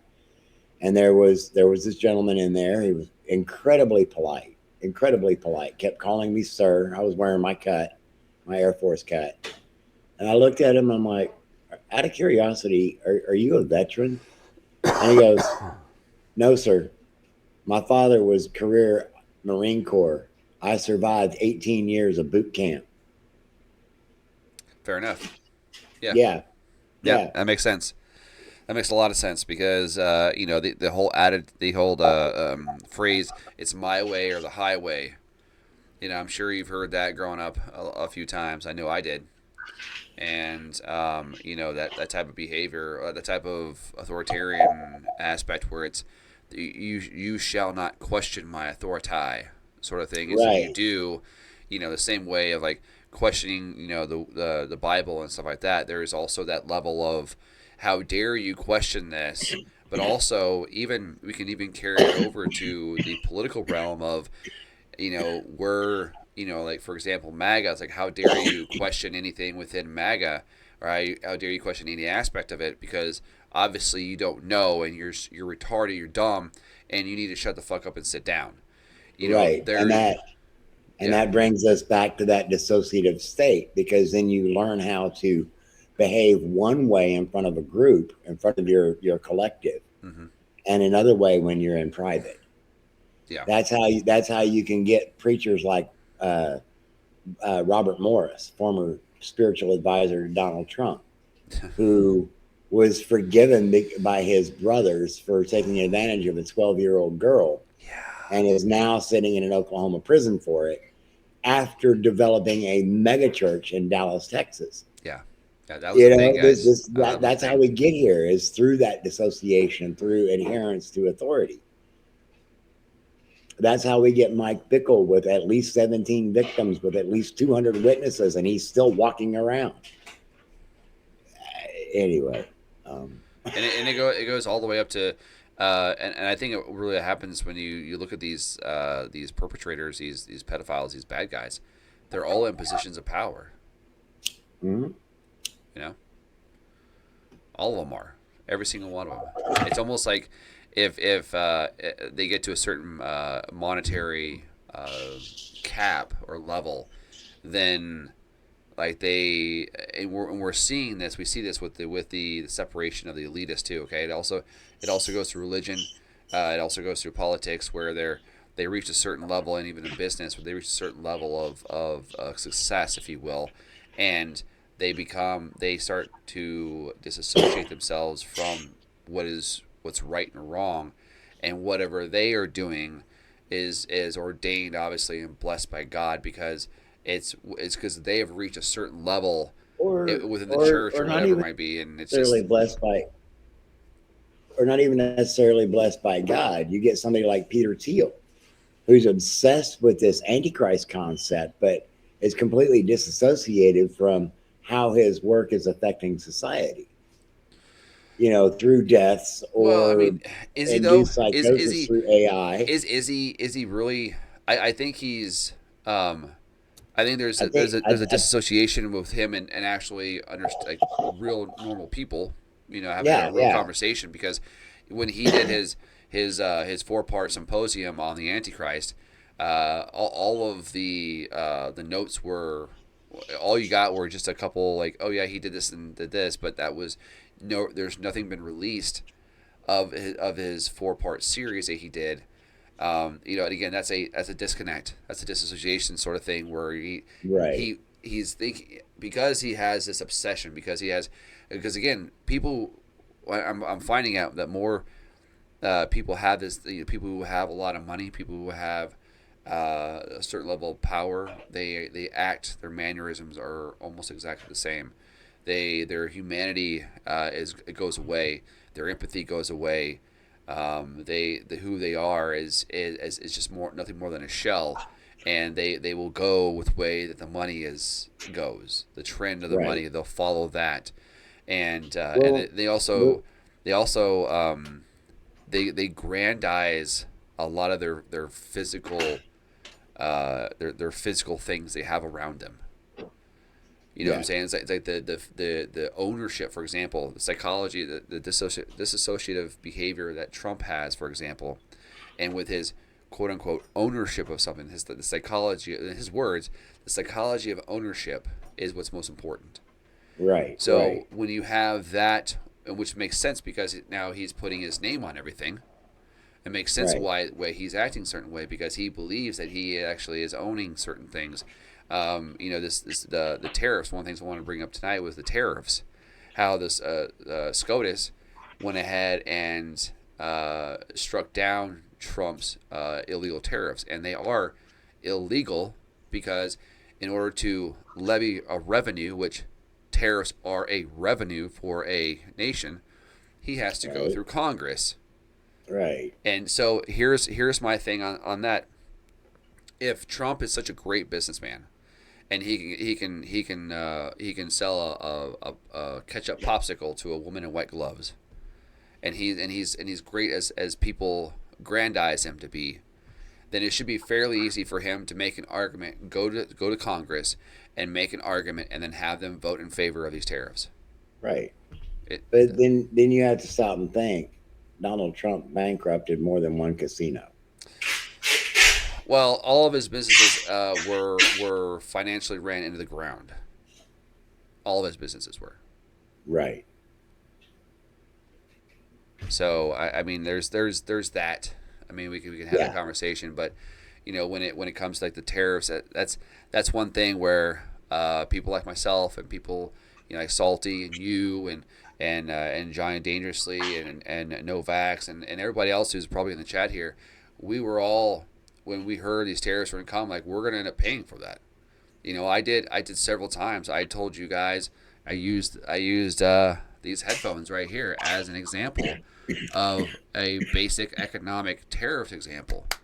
And what would it cost? What used to cost me a whole $1 to produce this entire thing now it costs me $1.45. I have to sell for $1.45 to make up for any kind of because of the Right. tariffs. And now we're at a point where the tariffs were illegal. So that massive amount of money, $200 billion or whatever it is, I think they're gonna have to repay it. Yeah, but it's not going to go to the people. It's going to go to No. the corporations. Right, it'll go back to the corporations that we're taxing. It won't go back to the people, the countries. So Sounds like a money laundering operation to me. well, much like the Or maybe exploitation Ponzi of scheme. money out of Venezuela going into a third party Qatari account, which Right, only right. Marco Rubio and maybe one other person has access to, and the only way it can be audited is by what they spend, not by what the money is being put into this account, not the actual flow of Right. money into it. So again, you're being lied to when we have this America's, we got 17 trillion on the shelf somewhere. Okay, where is Where? it? Because Where? because of the tariffs Yeah. because we have that. Well, No. we don't have the tariffs anymore, Trump. Now what? Right. Now that you just Well, he's I mean, financially made it impossible for businesses to want to come back to America right. because if and here's the thing, that's why Congress is important for Congress to be able to verify and pass and hold these tariffs, is because a president with at the whim of a tweet should not be able to crash financial markets or massively adjust financial markets by not just 10 points but 20 points. All right. No other leader in the world can do that. Why does this guy Trump get to do it when tariffs need to be passed by Congress? Right. That's Well, now on Besset this, lied to us. I mean, the entire administration lied. Whoever was supposed to, like, no, tariffs are gonna be good, and we're gonna get rid. And here's the kicker. We're gonna go ahead and get rid of income tax. Wah, yeah. Wait, wah, what? Yeah, wah. Missouri's trying to do that, and that's like, let's see, what was the number I heard for Missouri? I think the payroll income tax, or the income tax in Missouri, makes up like 70 to 75% of our state revenue. I'm not sure. To be honest. Something like, it's a massive amount, massive. It's at least 60%. It's at least 2/3 of our revenue base. But then again, what does it look like to deport a third of America's population? Like Stephen Miller wants to do. Yeah. Now, what does that look like? Um, I've asked the question. What is even, what does 20 to 30 million people at deportation look like? So far, we're not deporting anywhere near the numbers that we need to, allegedly. right. Well, these tariffs and other things that Trump has been doing has created a pushback. Have you seen what the UK said when Trump said he wanted to go kick Iran's ass? I don't recall. You can't use any of our bases here for if you're going to attack Iran. Oh, Dude, that's good. dude. I was stationed at RAF Wethersfield, attached to the 819th Red Horse. Reagan was president. Margaret Thatcher was PM. When we flew out of RAF Lakenheath, my mother base, when we flew those Nighthawks out of there, and those birds were already airborne when Spain at the last minute goes, yeah, you know what? We don't want you flying through our airspace on your way to Tripoli. So then they had to scramble airborne refuelers out of Italy to refuel those Nighthawks as they flew around Spain to go pay Muammar Gaddafi that wake-up call. I was in England when that happened, and now they're like, no, fuck you. No, we don't want any part of that. I'm like, yeah, it seems to me like, yeah, Britain, of course, there's been all this chaos in the last year, and NATO's on the verge of falling apart, and the Europeans are all like, you know what, they can just do their own thing. Well, the rest of the world is looking at America going, holy shit, we don't want any part of that. We're going to carry on with our lives. Well, it's when there's other countries in the world that can produce, as other producers of the products the very few products that we still produce and within our borders, they can find those things elsewhere.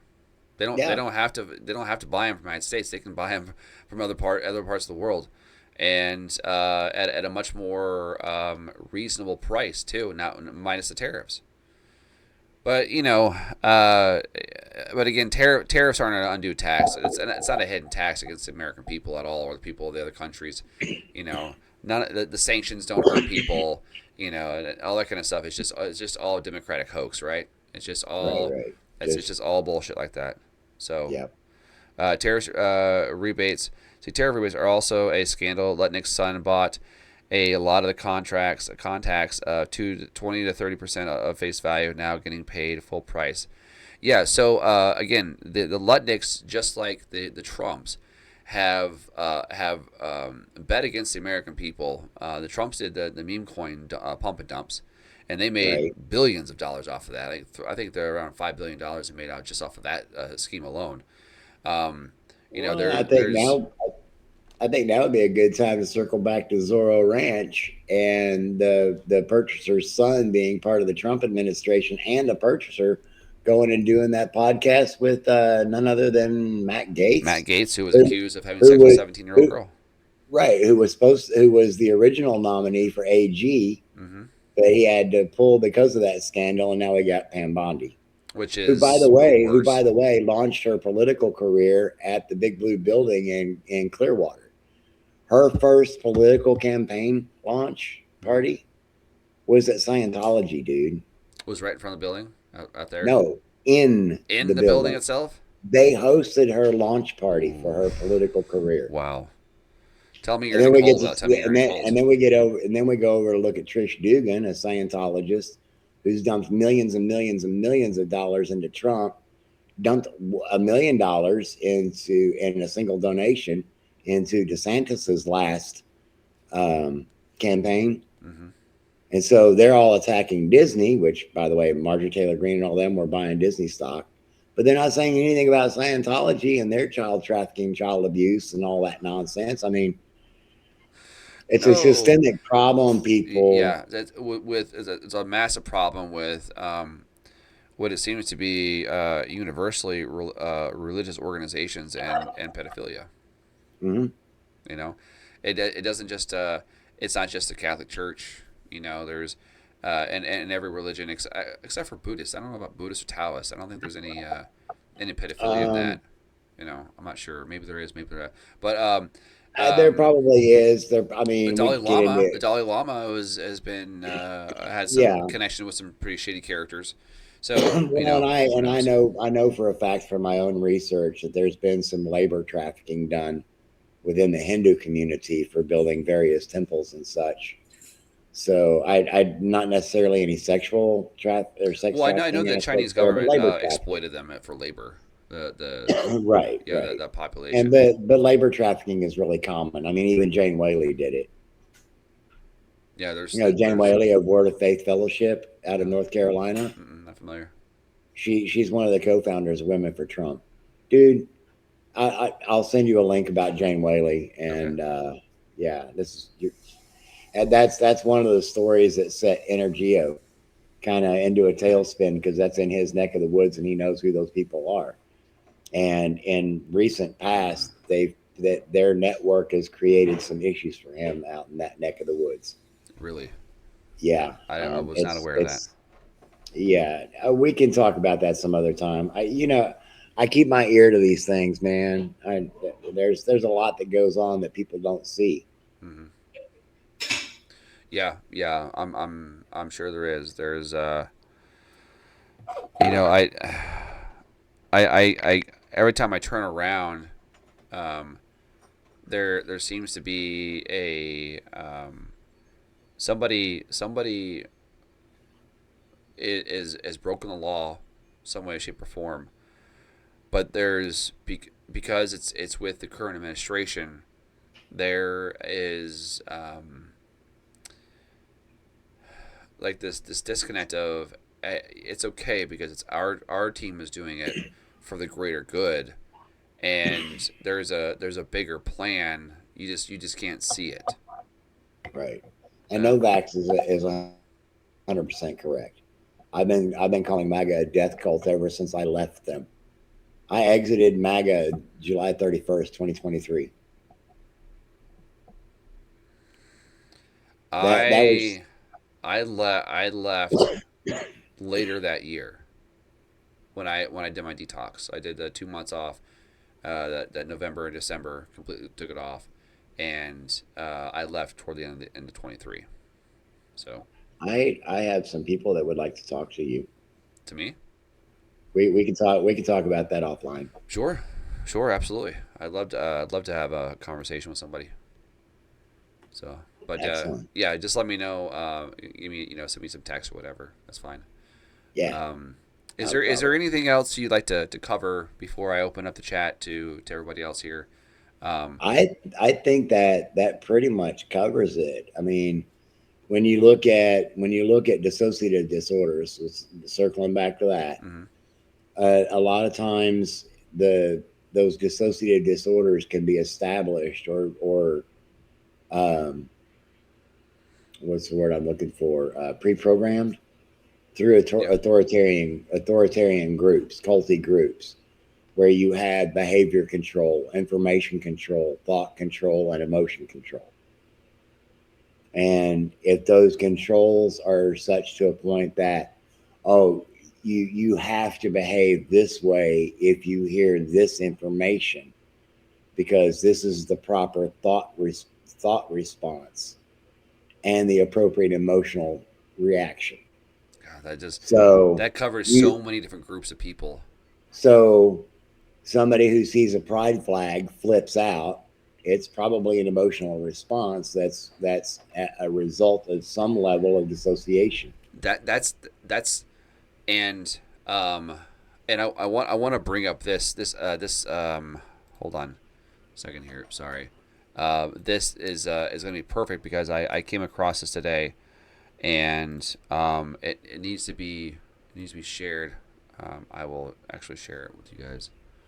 Um, and this is kind of the disassociation that we're kind of talking about on a different scale here. Um, this I came across this on Pilled. All right, what does a Democrat have to do to get arrested in this country? Okay, I, I mean, I tell you what, I don't care if they're a Democrat or a Republican. If they're on the Epstein list and they're not a victim, I want to see accountability. simple. Bottom line, I've made it very clear that that I don't give a shit about the Democrat or Republican or Independent, or if they're I purple or don't yellow even polka care about dots. religious affiliation. I That don't care. don't care if they're a I'm Muslim, a looking at the Jew, a Christian. individual. Doesn't matter to I'm me. looking at the All of those person. go away. It's all about the behavior of messing with little kids, Right, which is completely wrong and should be right. punished by fire. Me personally, I think a pedophile once convicted of pedophilia, they don't get an appeal. They just go straight to the burn pile. Burn a mistake like a witch. Call it good. Do it a couple times. But with this here, what does a Democrat have to do to get arrested in this country? Um, that on a lot of different levels there, that tells me that first, the person still believes that there is a left right paradigm, that Right, that the Republicans are better than Democrats or whatever. Second of right. all, it gives a constant boogeyman for Republicans to and people within the MAGA community to focus their energy on this topic and not this over here, which is indicative of cult like behavior.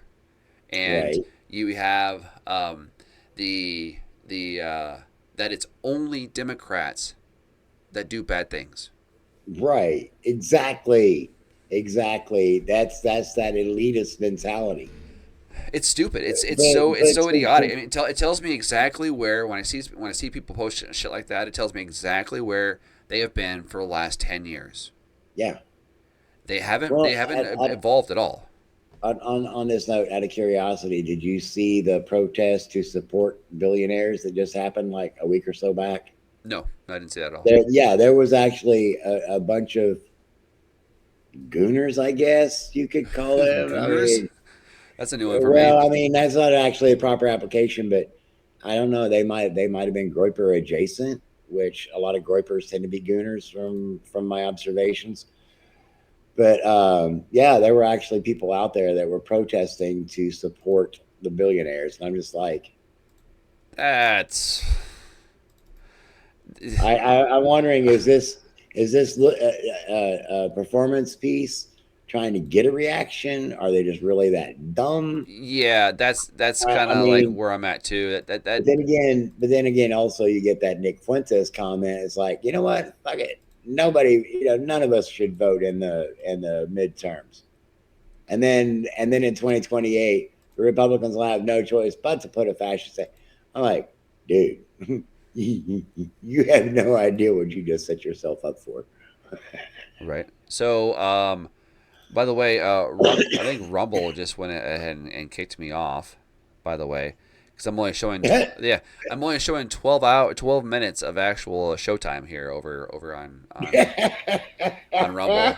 Yeah, yeah. So Rumble as at 12 minutes they stopped my stream. Let me see here. Let me see. Let me just double check here. Maybe give it a refresh and let's just see what happens here. But it doesn't surprise me, especially who owns the platform over there. And, Right, and right. yeah, it's no, that's 12 minutes and 41 seconds. All right, so we're gonna go. I'm gonna go ahead and shut off Rumble then, Oh, and close wow. those windows down because they're a piece of shit platform, obviously. But it's just, oh my god, I can't believe that's actually happened. I can't believe they only did 12 minutes of it, and we've been here for almost two. We've been here for 2 hours. So, but anyways, so if you guys go in here, I'm gonna go ahead and do this here. Paste. Okay. So those of you guys who are still out there on the other platforms, and on Build there, the chat link is pinned in the chat there. So it's a browser based. It's a lot easier for people to get in and have a conversation. And then over there on Beam, which is broadcasting to everywhere else, anybody else on the other channels, if you want to come in and have a conversation or pick a brain, or if you want to change the topic altogether, we can do that too. Because it's kind of how when I have guests, I'm going to dedicate an hour and a half, 2 hours to what the guest wants to talk about, and then afterwards I'll open up the chats to everybody to see if they want to bounce questions off of Jerry here, or if they want to add to the conversation or something like that. So, but yeah, it's I think Rumble I'm, shuts me I'm, down for my name alone, Terry Wrist. Oh, okay, down. Yeah, I don't know what it was, but usually in the past I've had it's I've been pretty been, I've easy. been, I've been raising some cane over there on Rumble myself lately. I've been getting a little bit of traction on YouTube. I'm gotten some good conversations started over on Facebook. But I'm way behind posting over on BitChute. I've only gotten Yeah. up to like video 17 on there, and I just dropped the video 40 in a series and added another one on a new series I'm starting. The new series I'm starting is Let's Talk Epstein, Oh, and are you gonna be going through the actual files? I'm here if anybody has questions. also in the background, Amy's here if anybody has any questions about Oh schizophrenia. yes, yes, yeah. What I'm doing to start out with is the first article I read out is about Les Wexner. Hmm. Right now in this area, I'm leaning heavily into work over on an Unlimited Hangout. But the next article I'm reading out is going to be episode 2 of Let's Talk Epstein. Is actually about I forget if his first name was George or Greg. I want to say George Huntington, who is the Epstein before Epstein, and he was an OSS officer. Okay, so that's one thing that on Tuesday on X the Cave, the question I had was, what is Epstein?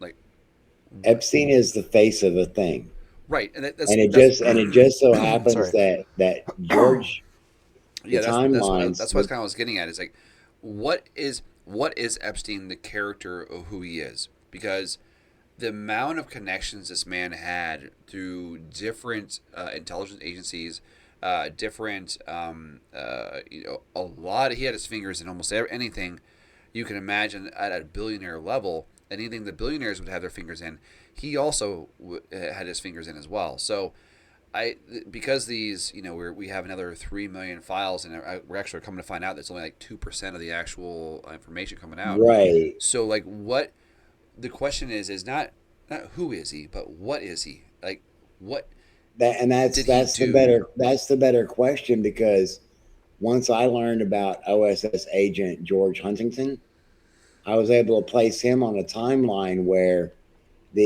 towards the end of his career overlaps with the beginning of Robert Maxwell. And then Robert Maxwell overlaps with Jimmy Savile, Okay. who overlaps with Jeffrey Epstein, Right. who actually is connected back to Robert Maxwell through Ghislaine. And now, But go ahead. here's Go a ahead. here's a real fun fact about George Huntington. The island that he used is now home to the Atlantis Resort. His house is still on the island. In Bahamas? Yes. On Nassau. Yeah. Well, I'm going there. I'm going there end of April. Okay. Well, if you're going to the Atlantis Resort. No, we're doing Sandals. So. Oh, okay. Yeah. Well, but if you're going to that same island, mm-hmm. George Huntington's house is on the island, and you can tour it, or at least used to be able to. I would love to have an insider report on what's going on there. I'm just saying. But George Huntington is the Epstein before Epstein. So it's not a who is, it is a what is. What is this role? Right. What is the common theme of these characters? Wow. They're all tied to intel one way or another. Yeah, and massive amounts of blackmail. Exactly. Massive amounts of which, I mean, blackmail is a huge motivator, to be honest. Oh yeah. But I don't know, like when it comes to these high profile people, we're finding a little slowly but surely we're finding the connect. Like, so there's even supposedly predictions in these emails coming from Jeffrey, apparently. The amount of intelligence, like you said before, that Jeffrey was connected to, which also includes, and there's also some evidence to go in this way of thinking, is that Jeffrey Epstein had something to do with Q. And yeah, I was like, I'm like, well, that would make perfect sense, because there's another conversation that I heard about that Epstein apparently had with Putin, and I guess Peter Thiel was there, but there was a third person that's currently pertinent. That's why I'm thinking it was Thiel. But there was conversations of Epstein encouraging Putin to buy Bitcoin, to invest in Bitcoin, and also suggested that he create his own crypto. And I'm like, holy shit. Jeffrey Epstein and Putin created BRICS all the way back then. At least the very infantile form of it. The concept of it, at least the seed. Who knows that maybe the entire BRICS operation was done on a napkin? Yeah. There's nothing to say that idea didn't happen that way. Right. And so like the question is, like, what is he? It's not we know who he was through the files that were released from the estate, through his business dealings, through the all the Epstein emails and stuff that are coming out.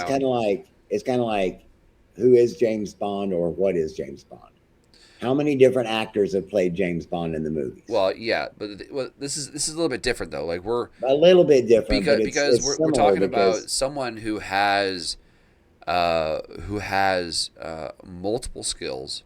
He's almost like a savant in certain areas, and he has these connections to people. Now, some people also consider that maybe Ghislaine Maxwell was his handler. I don't think so.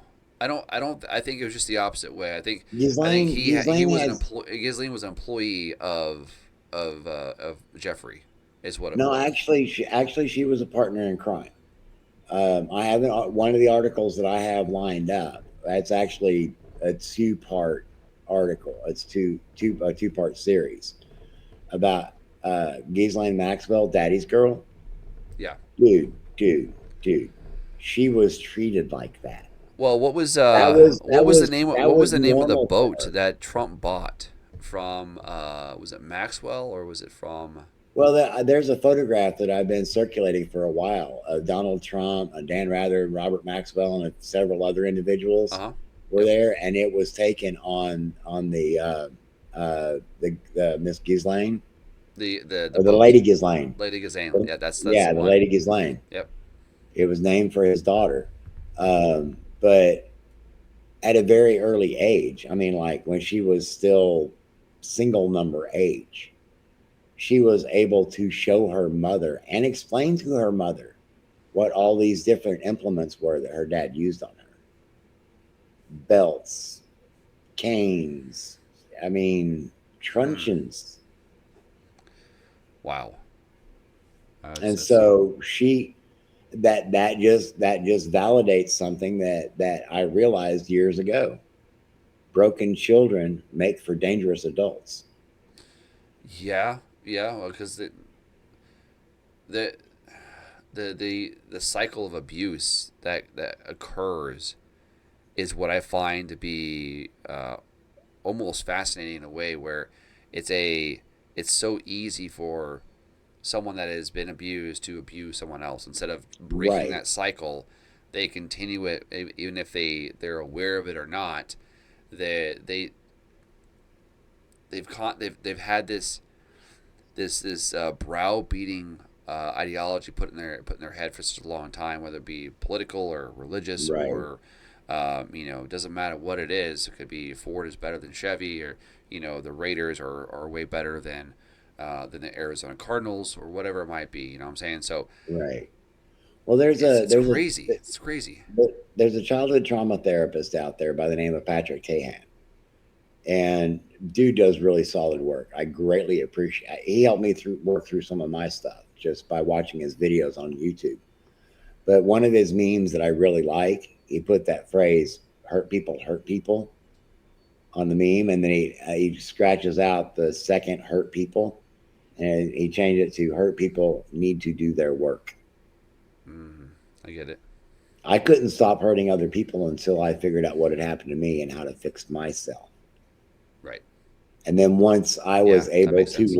once I was able to love myself, it was a whole lot easier to externalize that. Hmm. It was easy to be fearful and hateful towards others when I was fearful and hateful of what I'm capable of. But I'm now able to control what I'm capable of. Right. I've Yeah. gotten rid Yes. of the stuff I don't want, Yes. and Same way that people who have a propensity to violence, like I do. right, Like I have a very short fuse, and I tend to go red in the eyes pretty quickly.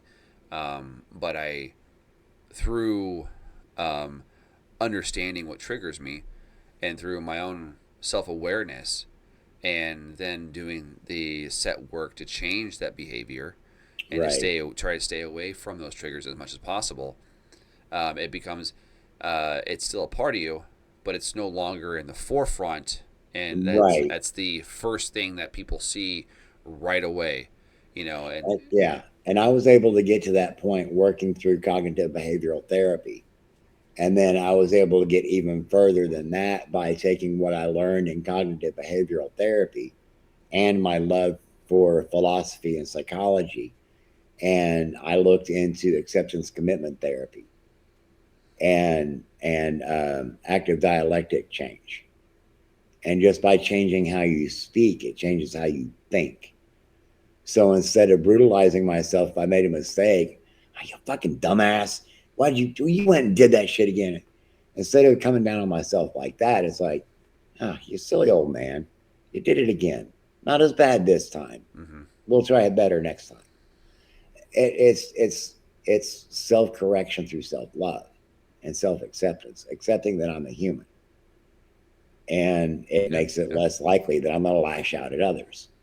It allows me to take accountability for my thoughts and my actions. yeah. And if That I makes want sense. accountability for others, I need to hold myself accountable too. So that's how I got here. Yeah, yeah. Being uh, you know, one of the things that I learned long ago, part of this, I don't know, figuring out dealing with PTSD, you know, and that whole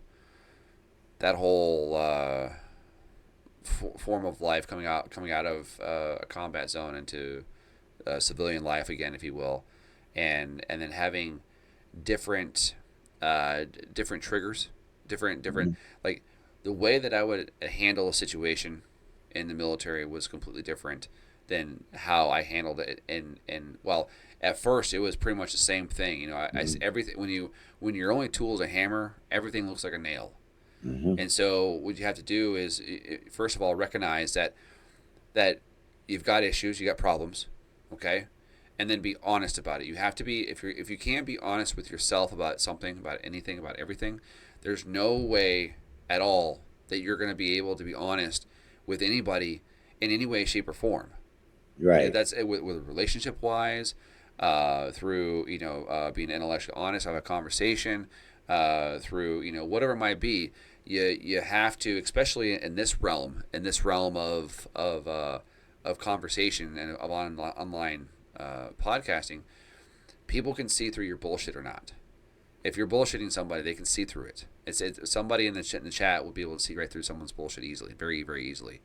And more so is that when you're a podcaster, you really have to be honest, intellectually honest with yourself, and emotionally honest with yourself more than anybody else, because we are our biggest critics in life.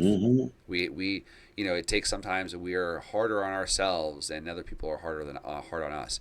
So which can be a detriment, but also can be highly motivating for some people as well. So it's not a, like you said, there's a balance where you can still be hard on yourself, but you also have to learn to accept that the fact that you're a human being. You're going to make flaws. You're going to mess up every once in a while, but making different mistakes is not bad. It's making the same mistakes over and over again, which is a problem. Right. So, and I've even admitted in conversation on Facebook a couple of times in the last week where I initially misread something. My initial response to something was inaccurate. I listened to the Wex. I was listening to the Wexner deposition, and I got 3 hours and 45 minutes into it. And I'm like, it's possible this guy got taken advantage of. I mean, he was coming across to me like my granddad.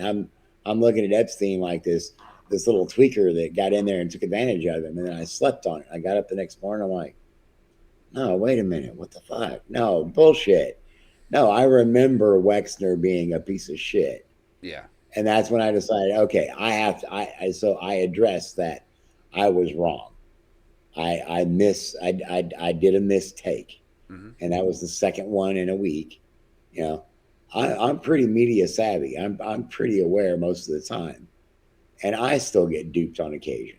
So, well, I mean, I've been during live shows. I've just reading the chat. I've misinterpreted somebody's intent in conversation or a meme or whatever it might be, and that's my fault. Right. That's not their fault. It's my fault for misinterpreting it, and and so when it happens, you have to say, okay, well, that was my fault. I'm sorry. And I'll try not to do it again. Yeah, and it makes it easier to get past it, and it helps keep channels of communication open. Right, acknowledging that when you're wrong, acknowledging when you've done something wrong, but we look at our a lot of the quote unquote heroes. Sports stars, musicians, movie actors, politicians. In a way, there has to be a consistent. There needs to be a consistent consequence for their actions. Mm-hmm. There has to be a consistent consequence for what they say, because if we, as normal people, if we do some of the things that these people have done in the past, someone's going to burn us at the stake. Right. But where's the justice though? That's at the end of the day, is like where and who implements that justice when the entire, not the entire system, but those who are in charge of of pushing law and holding people accountable to the law when they're guilty of set crimes. How does the system keep itself accountable? Right. Well, I mean, I realize the Code of Hammurabi is written in cuneiform, so it's pretty damn old. But Yeah, 116 I laws. mean, it was, huh? I think it's 116 laws. If I remember right. No, it was like 10,000 or something. Code of Hammurabi? Yeah. No, it was. No, wasn't. No, it wasn't that No, many. It wasn't that many. it It was a wasn't that base many. because the thing is that he wanted King Hammurabi wanted wanted it to be the laws to be easily displayed and it could be copied and put across his kingdom very quickly. And there was like 116 of them, I think it was, and they're all pretty basic. But they established a fair system. That was the idea, yeah, like a fair compensation for like a loss of. So, for example, if you gave me, if you were taken off for a couple of weeks, you're going to go visit someone in a faraway land. You're going to be gone for a while, and I'm your neighbor, and you charge me with taking care of your animals. Well, if one of your animals dies under my care, I'm now charged and legally liable for the death of that animal. And now under the Code of Hammurabi, the Jerry here would be compensated with either from one of my livestock to replace that animal, or through a monetary as well. Same way with there was a bunch of slavery stuff in there too, because back then slavery was still very legal, which I find it to be hard to believe that slavery is very legal enough that we have open air markets in Libya, but that's a different topic altogether. That's just one form of slavery we have. The entire financial system we have in America is another form of it too. So, Right. But Jerry, it's been great. I've enjoyed this conversation, and if Amy's still there, thank you very much, Amy, for your time and sharing with us personally what you've gone through. And I'm sure it's not an easy thing to do. And I thank you for that courage. So beyond that, Jerry, go ahead and give us some words of wisdom. That way we can kind of sign off here. Well, I'm going to use the same sign off that I've been trying to refine on my YouTube videos. Okay. Take care of yourself so that you can help take care of others. Try to get the rest that you need and keep track of those fluids. Yep. That makes sense. I like it. Tomorrow, guys, Disconnect Theater is going to start at 1 p.m. And I'm doing something new on Disconnect Theater. I'm going to be playing, it'll be 2 p.m. Eastern, 1 p.m. Central. I'll be starting the shows. I'll be playing new films, actually from 2026, and there's no bootleg. I don't do bootleg stuff, so it's going to be good quality, 720 quality for you guys. And we're playing The Rip, The Wrecking Crew, and Mercy. So those are the three movies I'll be playing tomorrow, starting at 2 p.m. Eastern, 1 p.m. Central. Again, thank you everyone for your time. Time is the one currency that all of us have a very limited amount of, and you all decided to spend it here with us tonight. And I do thank you for that.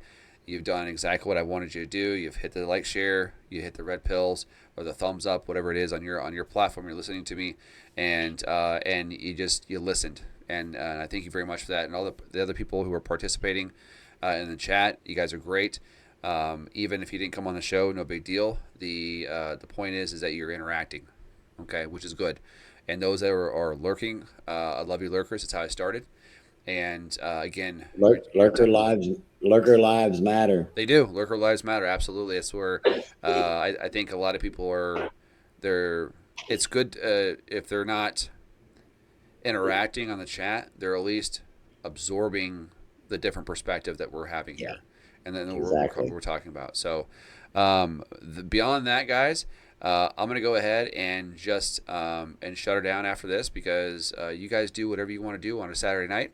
Myself, I'm probably gonna smoke a little weed, play some video games, unwind from here, and then and go to bed. So I'll probably be in bed by midnight. Yeah, I'm going to be smoking some weed and unwinding myself, Amy's got a real early start. She's being minister of Yeah, music over at Sundays. the That's church. what. Yep, Sundays. I So, know. I don't want to make it. I don't want to keep you too long. So by the way, she did say that she was happy to also be here, excellent. or she also was happy to be here and really enjoyed the conversation. Good, good, awesome. I thank you very much for you guys' time. So, everyone out there, have a great night. Be well, and I'll just turn on your notifications and like, share the show so you know when I'm going live and all that kind of good stuff. And thanks, guys. Appreciate it. Be well. Have a great night. Bye bye. Yep. Here we go. And I'll do this here.